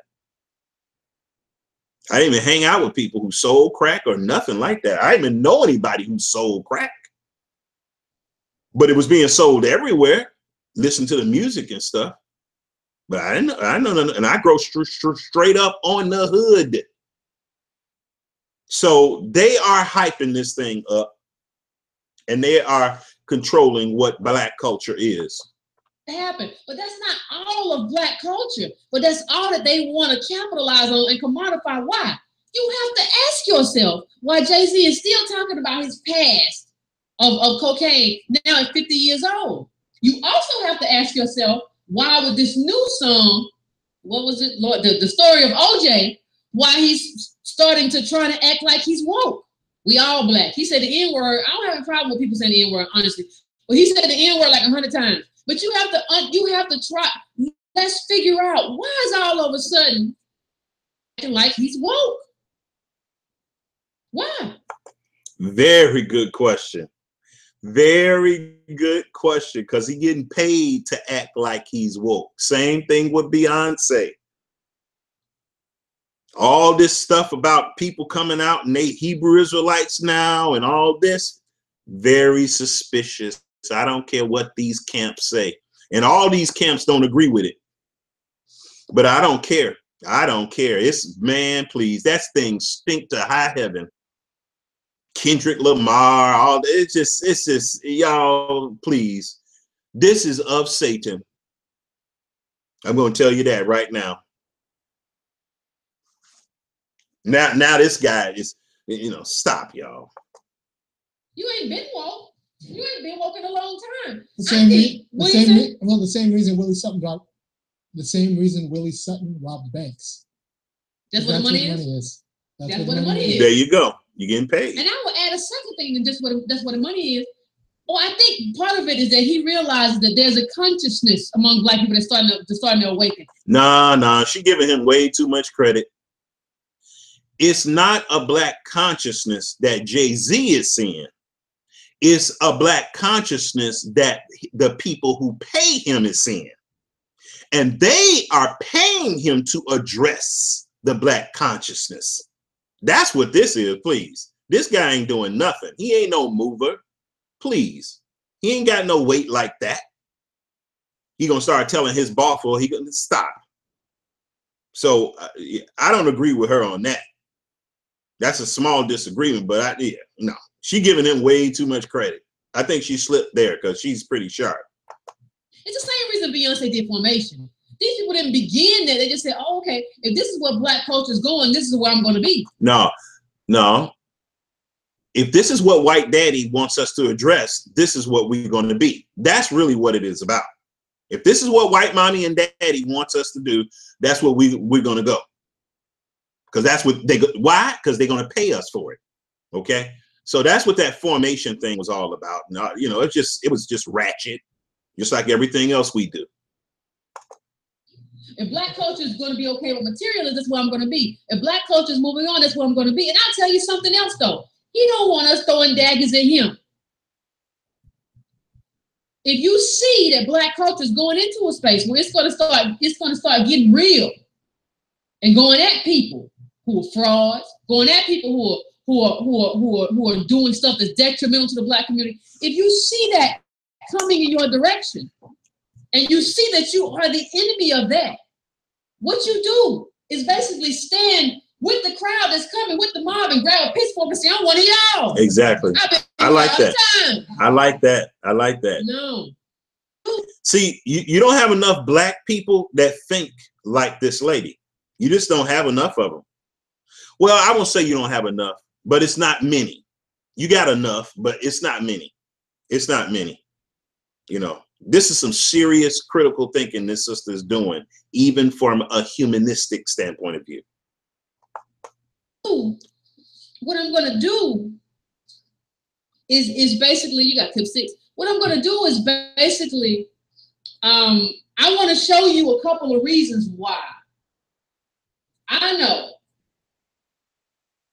that Jay-Z ain't woke. Okay? But the first thing I want to, when he talks about, when people talk about being a businessman, you have to assess their business acumen. Thank you. Thank you.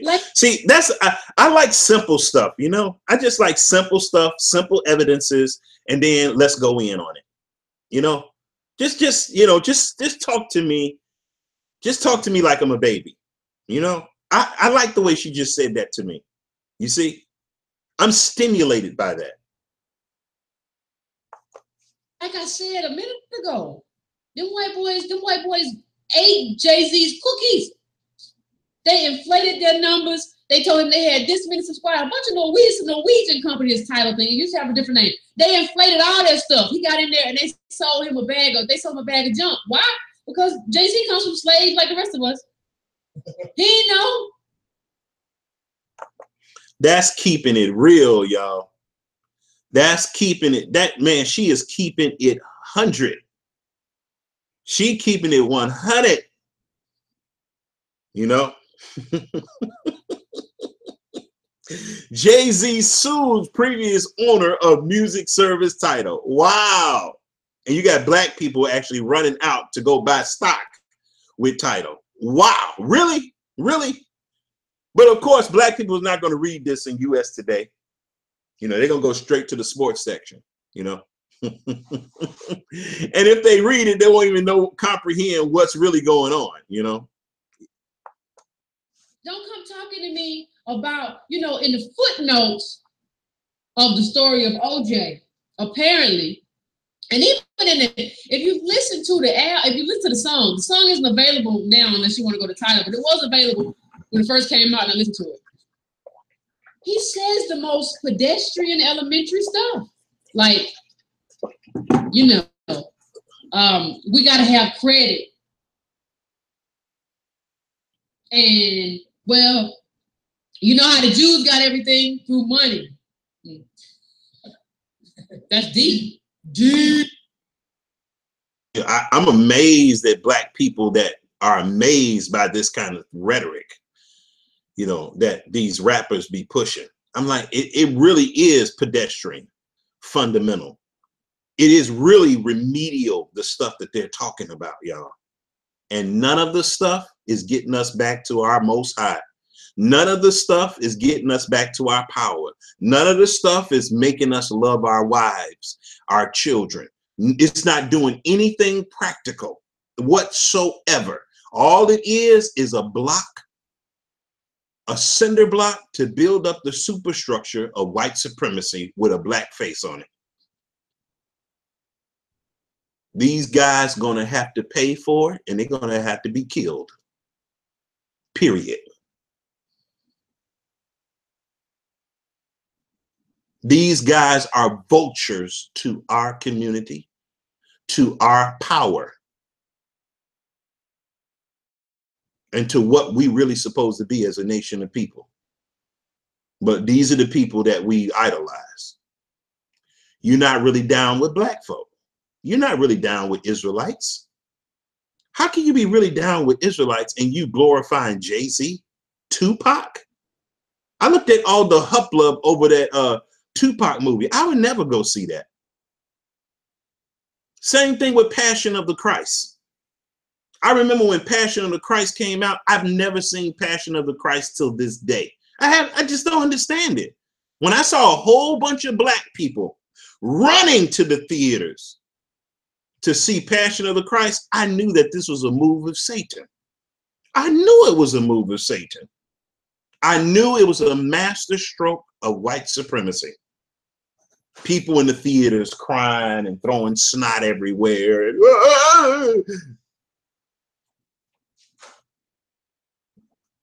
Jesus.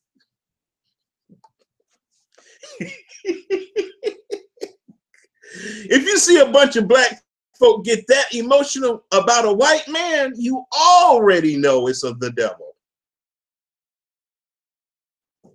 You already know that this is the workings of Satan. But black people, if they see a white face in a white place, they're going to think it's God's grace. Oh, all they have to do is see white daddy, boy, and they believe that they about to be saved, you know. You know, it's Moses, see? Moses. It's just sad, y'all. It's just sad.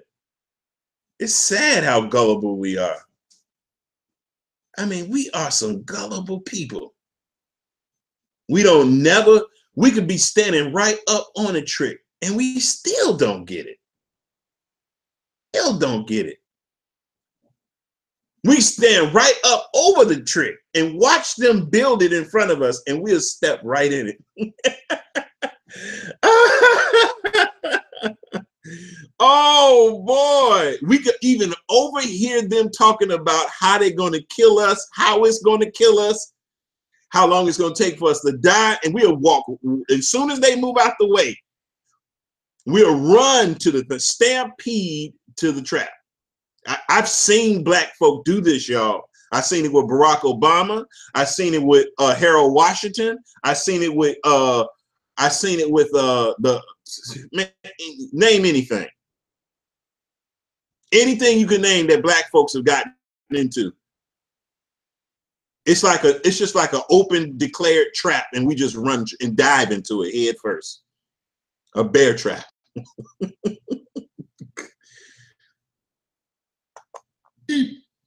Oh, you heard Jay-Z when he did them Jew? He ain't go into nobody. They like that. They don't go. He ain't go into nobody. I bought a painting for $2 million, and now it's $8 million. The same as that. You remember the Cosby painting we talked about? The Cosby painting they brought for all them thousands of dollars or whatever it was, and then they sold it. Like, I'm buying paintings. I should have bought the building. Oh man, you didn't have the money to buy the building when the building was on sale. Stop. I'm gonna leave it to my children. It's gonna be a legacy. It's gonna be, you gotta change your mindset. And that's why he's there. Jay-Z is there to tell you and me that the reason we don't have money is because of us. It's because we got the wrong mindset. And we gotta start viewing life through him. And the Bible says that the love of money, because people still getting this scripture wrong, because people say the money is the root of all evil. No, it don't say money. It says the love of it is the root of all evil.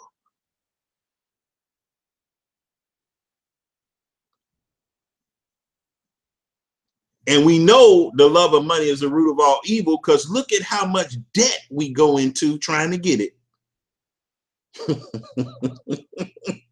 If that's not counterintuitive, I don't know what is. You want to get rich, but what you do is go into debt in order to get rich. Y'all, we were slaves. We already in debt. We don't need to go into more debt. Stop, y'all. We're working backwards. They are the ones to show us the way. There's no data. There's no information. It's just what they say and what they think about what we got to do. And we also have, we also have to start making assessments. Like his Jay-Z's deal with Sprint is not analogous deal with Apple. It's not the same. These not even the same kind of companies with the same kind of capitalization. And they don't have the same kind of market. Capitalization, not the same market. Why do you think Sprint, who Jay-Z showed a minor share to? Why do you think they had Jamie Foxx dancing, tap dancing, Oscar winner tap dancing on TV? Why? It's not the same thing. Like if I had to assess it, I would say that Dr. Dre's deal was actually a good deal. He made a way and he didn't have to do a whole lot. He does a good deal. I would say Jay-Z is teetering and it's an awful deal.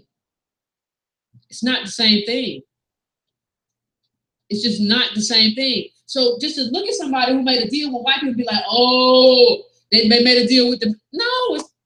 Yep, that's how black people act. Oh, I made a deal with a white man, you know? You know, it's just, I mean, we just bad, y'all. You made a deal with a white man. So what? What you gonna get out the deal? That's what, you know, okay. You know, our thing is we're happy that we just made a deal with a white man. The hell with what we get out of it. We made a deal with white daddy. It's okay. You know how long black people have been making deals with white folk? Ever since we've been here and before we got here. All the way back to 300 BC. And guess what? It ain't worked out for us at all. So I don't want to hear nobody bragging about they made a deal with white folk. I want to know what kind of benefits are going to come from the deal. That's what I care about. But we don't care. Long as white daddy look at us, you know that's enough. It's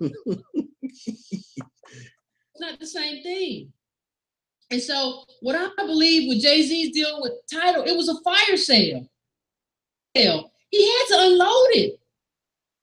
Didn't he have, I mean, it was losing money. Didn't have the same subscribers. Then you losing money on a lawsuit. This is not a good deal. So you can't be making these kinds of deals. And I understand why you made the deal. You didn't know no better. But you can't be making these kind of deals and then coming on here trying to teach me about anything. Especially not about business. Maybe I don't want to cook no kind of crack in no kitchen. I'm not gonna do that.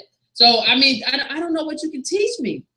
And see, the thing is, what we have to understand about Mr. Sean Carter, what we have to try to understand about Mr. Sean Carter is, you know, is that first of all, with the Sprint deal, Sprint's struggling right now. So it's not even like it's a good deal for everybody. But what you have to understand about Mr. Sean Carter is, well, we've been here before. Like when you say, Yvette, why don't you believe in Sean Carter? What I can say to you is that your past is the best predictor of your future. Now, if you do something different, that's something different. Right. But your past tells me a lot about you. Wow, boy. I want to tell you, this is good what she's saying here. Know about people's past. I don't care about how they changed. I don't care what they are right now. You need to know what their past is. You really do, y'all. You need to know the history of people. You don't jump into a relationship with no man and you don't know his history. You don't jump into a relationship with no woman and you don't know the history of the men that you've selected. You don't do that. You don't do that. You find out who his mother is, who his sister is. You find out. You do your own little ad hoc alpha report. But we just fall in love with people. We don't know who they are, and we wonder why we keep running into the same type of relationships.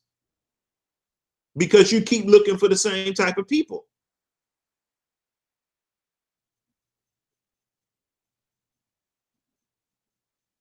That's why you keep running. That's why you keep attracting the same kind of men and the same kind of women to yourself. It's because you're looking for the same kind of men and the same kind of women. You gotta know people's past, y'all. You gotta know. You don't even know a person if you don't know their past. You got to not just know their past, you got to be able to talk to them about their past. Talk to them about your past. Of a person, you're going to be candid. You're going to want them to know about your past. You're going to want them to know about your weaknesses. When I first met my wife, I was telling my wife stuff that spooked her out. Why? Because I wanted her to know who I was. I told her what I like, what I don't like, everything.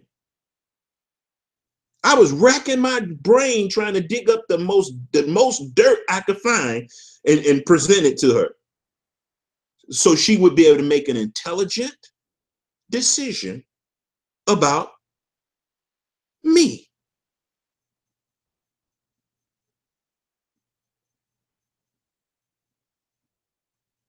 You're going to be able to tell how much a person really loves you by how willing they are, to allow you to probe into their past.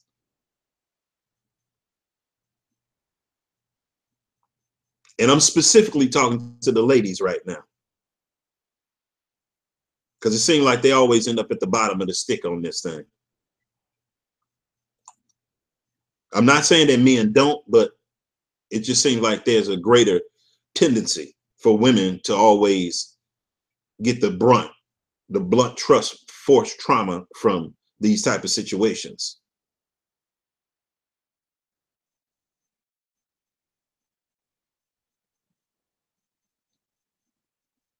I want to tell you something. If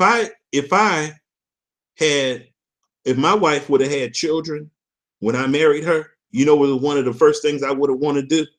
I wanted to talk to the children's father. I would want to talk to the children's father. I don't even understand why people don't do this. I would hold out an olive branch. I would invite them to dinner. I would sit down and talk to them. I would befriend them. If they was or disagreeable, I would want to know. I would ask them stuff about, what you think about them. Why didn't it work with you all? What's going on? What you think her greatest strength is? What her greatest weakness is? What do you miss about her? What do you love about your children? Yeah, this stuff it's not easy. It's not easy. But if you are going to be a wise person, why would you get all these reports on cars and stuff, but you don't get any report on your relationships? See, I don't understand those things. Those are confusing things to me.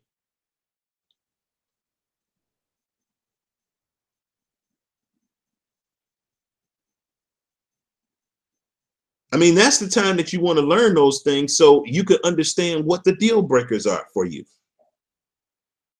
What things fall in the category of your deal breaking?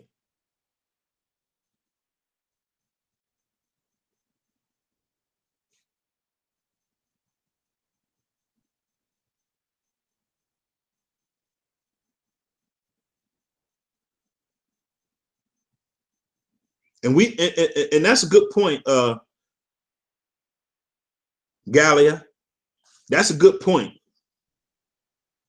I can see the chat now. I hadn't been able to see it before, but I can see it now. We need to start having more respect for our people.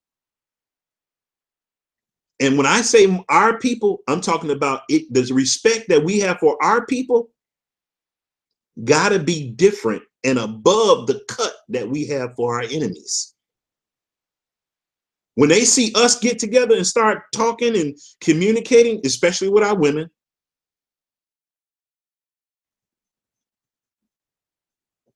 that's a threat when people see that you got a respect for your women. They're going to be able to know that they just can't treat your sisters, your women, any kind of way because of the way you treat them. I don't care what it is, opening doors, yes, dear sister, bowing to our sisters. I'm not talking about woman worship. I'm just talking about respect, bowing to our women and when I say bow, I'm not talking about get on your knees. I'm just like, gentlemanly. And when they see our women interacting with with men, they need to see that honor and respect that the men engender in the women. But we don't see that. Going out of our way to help people, help our women, help our children in distress. If people see us doing that, y'all, rather than worshiping them and praying to them and hoping that they do something with us, they're going to sit up and take notice. They're going to be like, okay, you can't do anything to these people. They got respect for each other, whether they know each other or not.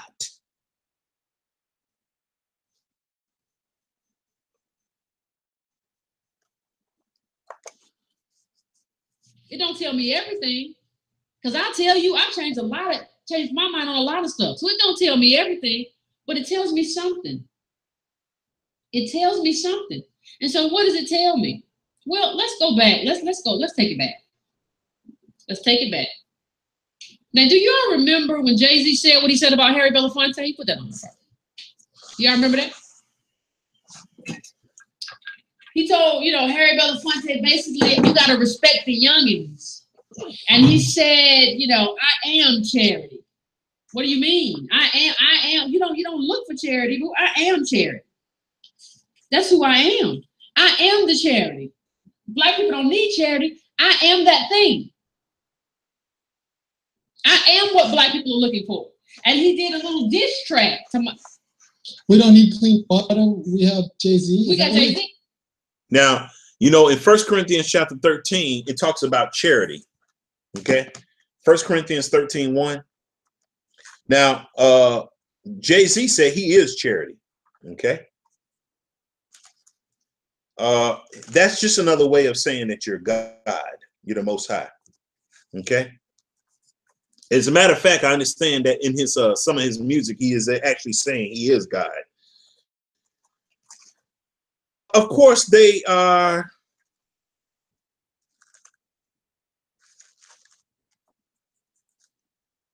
Let me see. 1 Corinthians 13. Though I speak with the tongue of men and angels and have not charity, I am become as sounding brass and tinkling cymbals. So here is just another description of the white daddy imposed narcissism that Jay-Z has imbibed. So now he's charity. Now he's God.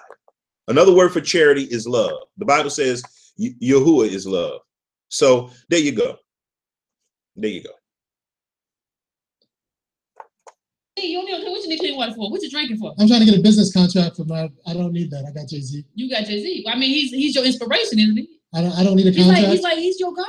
What you mean? I thought I wanted a job, but it turns out I just need Jay-Z. All you gotta do is be inspired by him. He should be your inspiration, and because he's doing it, you can do it, and that's enough. What you want? So silly me. I thought I want $15 an hour, $20 an hour. Oh no! I was confused. What Jay-Z and people like him of that shade is. These are people, this is not me hating y'all. These are people that are bludgeon objects in the hands of our oppressors. That's what they are, You just gotta go hustle. And it's so sad that he had to sell his soul to become this. You get it? What I needed was 440. You gotta hustle like him. I don't want to sell crack. Now you complaining. See, you just like them complaining. I don't want to sell crack. I'm not about that life. Oh.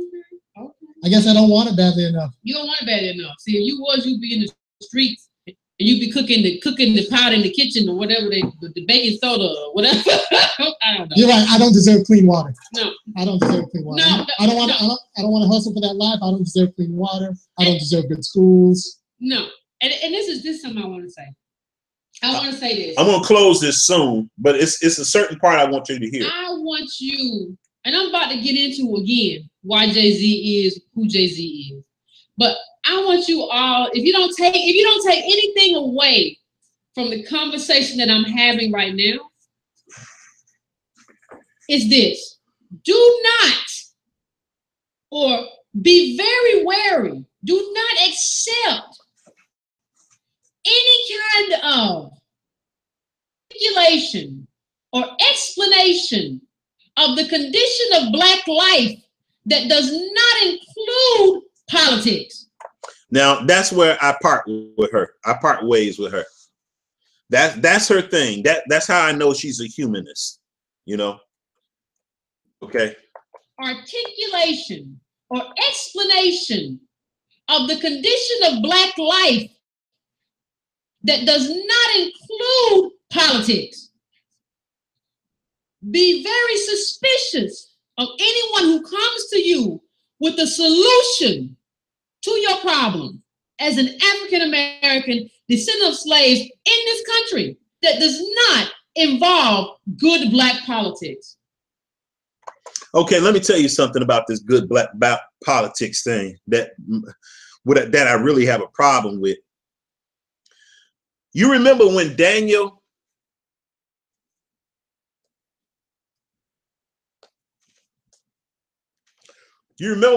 was in the lion's den?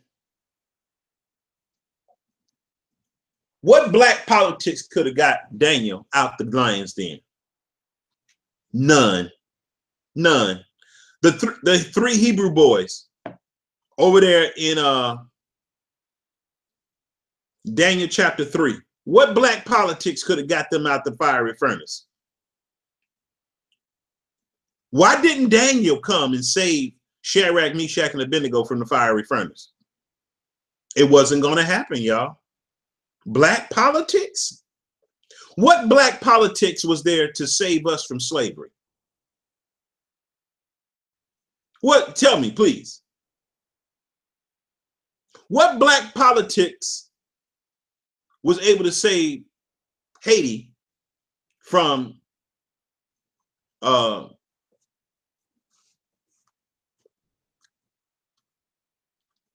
French and the Spanish and the English and England? Just let me know. See, she think Black politics is gonna. Black politics is basically the same thing that she's talking about Jay-Z about. The model she wants to use to save us is white supremacy. And she bases a lot of this information on the fact that we pay taxes. We pay taxes, Yvette. We also work for free, and it still didn't free us.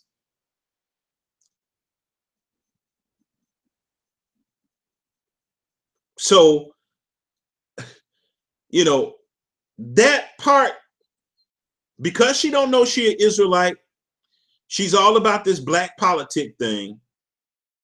And so this right here is something that our enemies can come to her, and she's already set up for a fall, because you're going to have white people that's going to actually believe in what she's saying, and they're going to fund it and everything. Just like Boyce Watkins, Your Black World. He sold Your Black World to a white guy. Your Black World is owned by white folk. And she, as critical thinking as she is, able to resist that. She's going to look at these people as allies. Just like most of our people do. So there you have it. This is the Achilles heel of the Breaking Brown situation. You know? I mean, it's like every solution we have is It's traced right back white daddy and white mommy. And all this talk that she's giving right here about a political body. Man, why has politics never worked for us? Never. Heels of a black president for 8 years. See this, so she said be suspicious if it don't empower politics. No, the Bible told us how we're going to get our political power. The Most High said, in the days of these kings, Daniel chapter 2, verse 44, 45, days of these kings shall Yahuwah of heaven set up a kingdom. Oh, whoa, whoa, whoa. That shall never be destroyed, and it will not be left to another people, white daddy. But it shall break in pieces and consume all these kingdoms. Consume all. Ooh, see, that's what I'm talking about. See, she talking about, taxes and all this. We pay taxes. We should stop, girl. Stop. Just stop it. The Most High said he's going to come and destroy all these countries that come up against Jerusalem. All of them.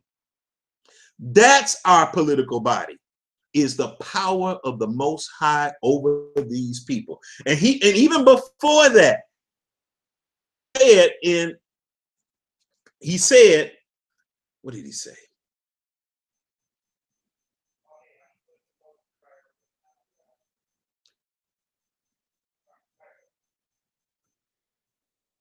The Most High said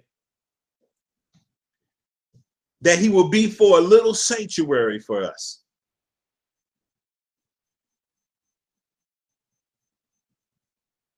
(11:16). Let's look at that. Ezekiel. Even before he destroys all the nations, he said while we were in captivity, he was going to be a little sanctuary for us. While we were slaves. Woo! See, Yvette Carnell, she don't know nothing about that. Bless her heart. She don't know. So therefore, thus saith Yahuwah, although I have cast them far off among the heathen, and although I have scattered them among the countries, yet will I be to them a little sanctuary in the countries where they have come. Ezekiel 11:16. Yes, y'all, we're going to have success, but none of these things, y'all, all these things. See,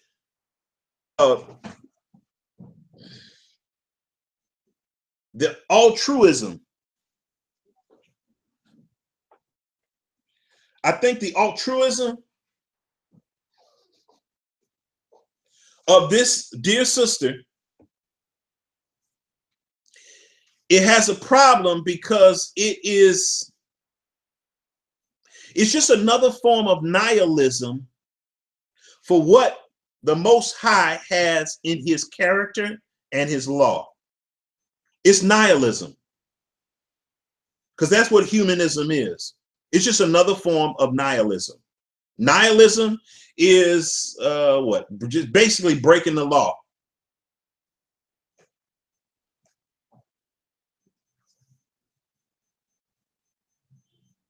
Nihilism. That's basically what it is. It's the rejection of all religious and moral principles. In specific about the law of the Most High, the character of the Most High. And so when I'm dealing with, if I had to deal with a sister like this, as much as brilliant as she is, I know I'm going to know what her threshold of tolerance is, because she's a humanist. And humanists are nihilists. It don't mean that I can't do anything with her or any business with her, but I have to understand her worldview. And I got to understand what her weakness is and what my tolerance is before I do anything with a person like this. And I wouldn't care if she was black, white, whatever. I'm always assessing those things. Because I have to live in a world full of nihilists. You see? So I'm gonna about finish right there. And get back to this screen here.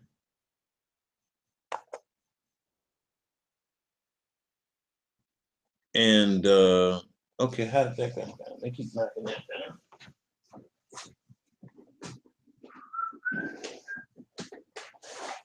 Oh. So yeah.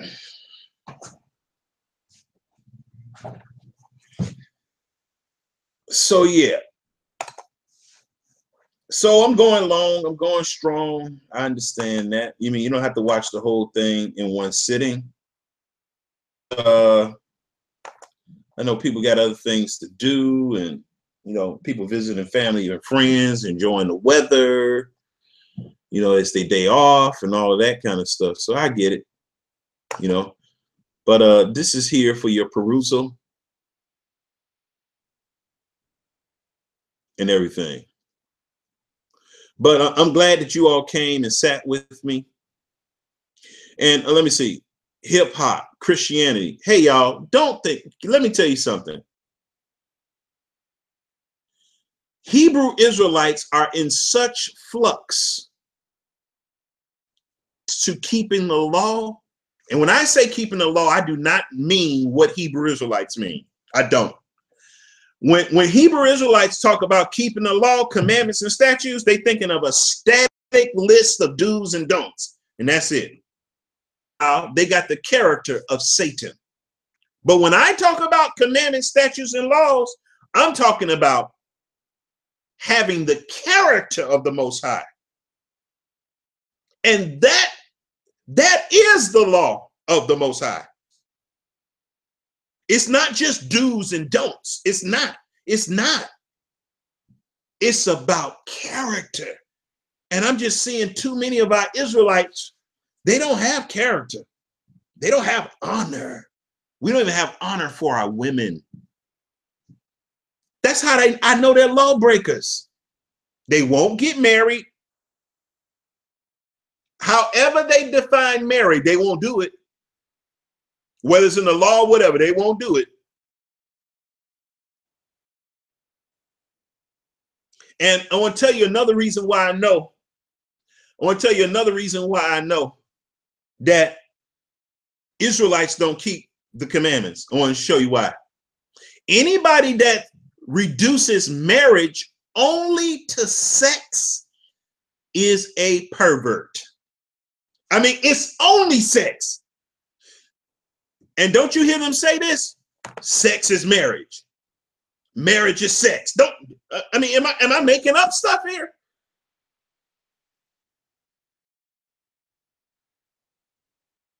Marriage is only sex? You know what kind of man you are? You know what you have to think about a woman to believe that sex is only marriage? And you express it as such. You know what kind of monster you are? Love is not marriage. No, love is not marriage. No, that's not marriage. Providing is not marriage. No, that has nothing to do with it. No. Providing a home, having vision as a husband for the wife, that's not marriage. Oh, okay. All right. Okay. Living with the woman and raising children in the fear and admonition of the Most High, that's not marriage either. No. Marriage is just sex. Wait a minute. Sex? That's it, sex. I don't understand these things. I'm a simple man. I'm a very simple man. And there's certain things that's just over my head. The only thing that is marriage is sex. Not taking care of the woman for the rest of her life, that's not marriage. Loving the woman, that's not marriage. Okay.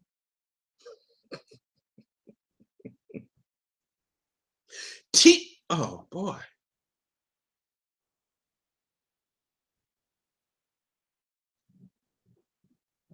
I'm just trying to understand these things because I don't know. I be wondering why it's like simple stuff I can't know. Why can't my mind grasp the idea that the only thing that is marriage is an erection and an ejaculation? I don't understand why I can't get that. In high school, I've studied about sex, read about sex, had sex, got 5 kids, but I still can't understand. I don't understand. I'm lost. But the only thing that's marriage is sex. Okay, there you go. And I be trying to find this in the Bible. Why is sex the only thing that Hebrew Israelites say that marriage is? I be wondering about that. Why is that the only thing? So if I had sex with a dog, we would be married. If I have sex with a man, we are married. Okay, well, maybe that's where I still don't understand. Sex is married.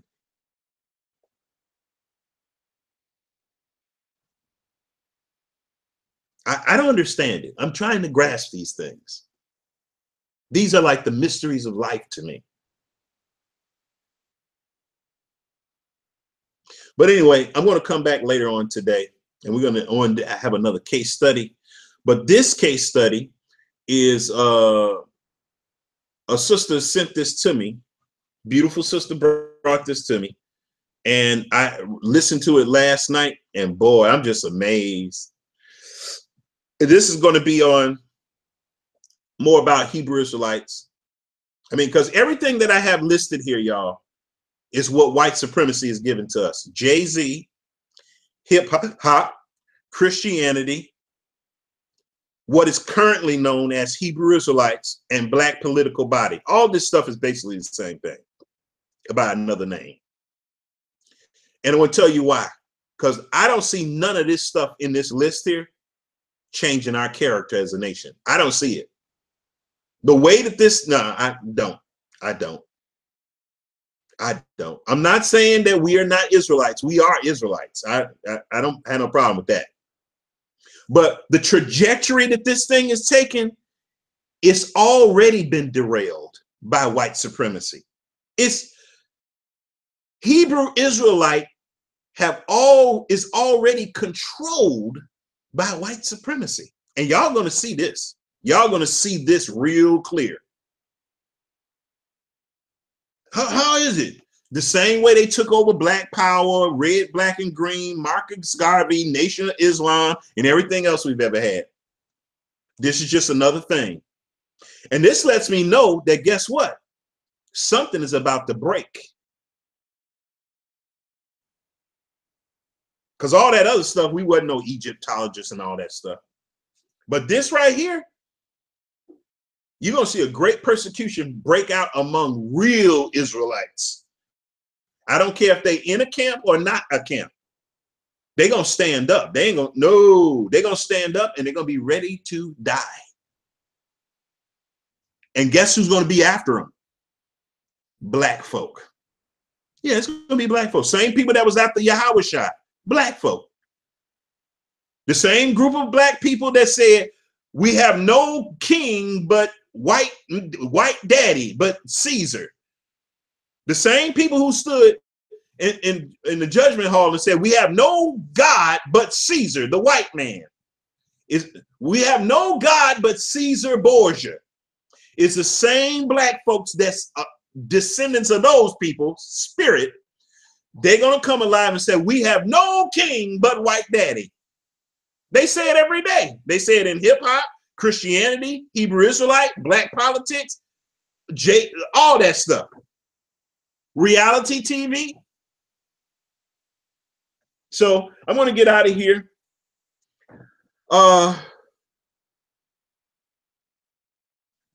You guys take it easy. This is Prophet 6, Family Prophet to the Angel of the Church to the Laodiceans.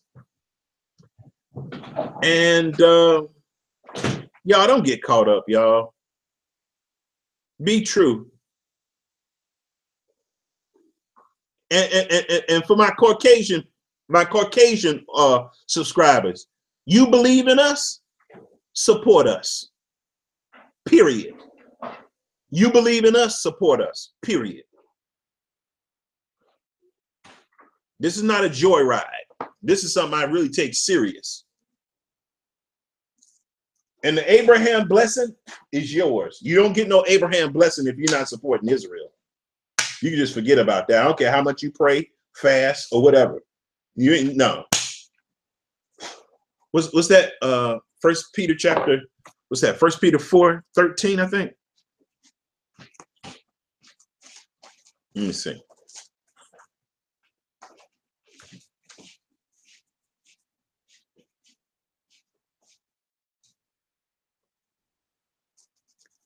What's this here?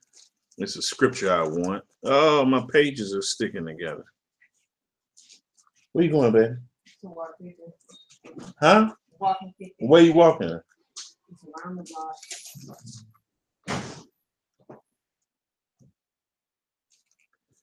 But hold on a second. 1 Peter chapter.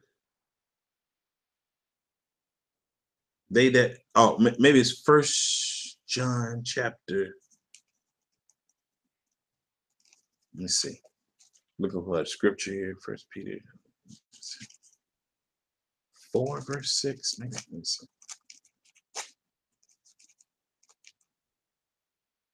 Yeah, 1 John chapter 4 verse 6.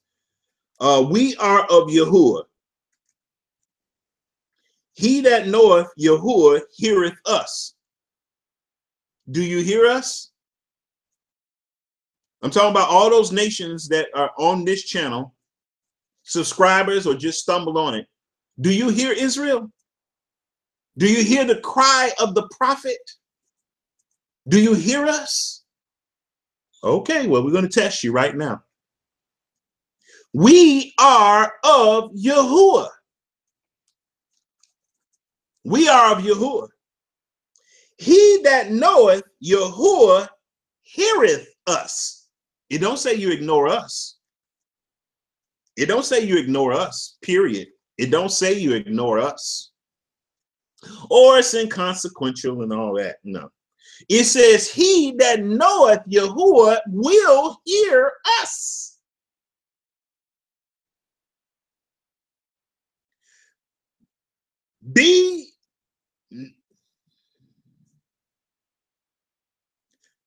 Hereby know we the spirit of truth and the spirit of error. We are of Yahuwah. He that knoweth Yahuwah heareth. Who is us? The Israelites. He that is not of Yahuwah, they don't listen to us. They don't believe us. They don't hear us. It's inconsequential. They don't hear us. Why? It says, he that is not of Yahuwah heareth not the Israelites. Heareth not us. Hereby we know. Let's know who is for them and who is not.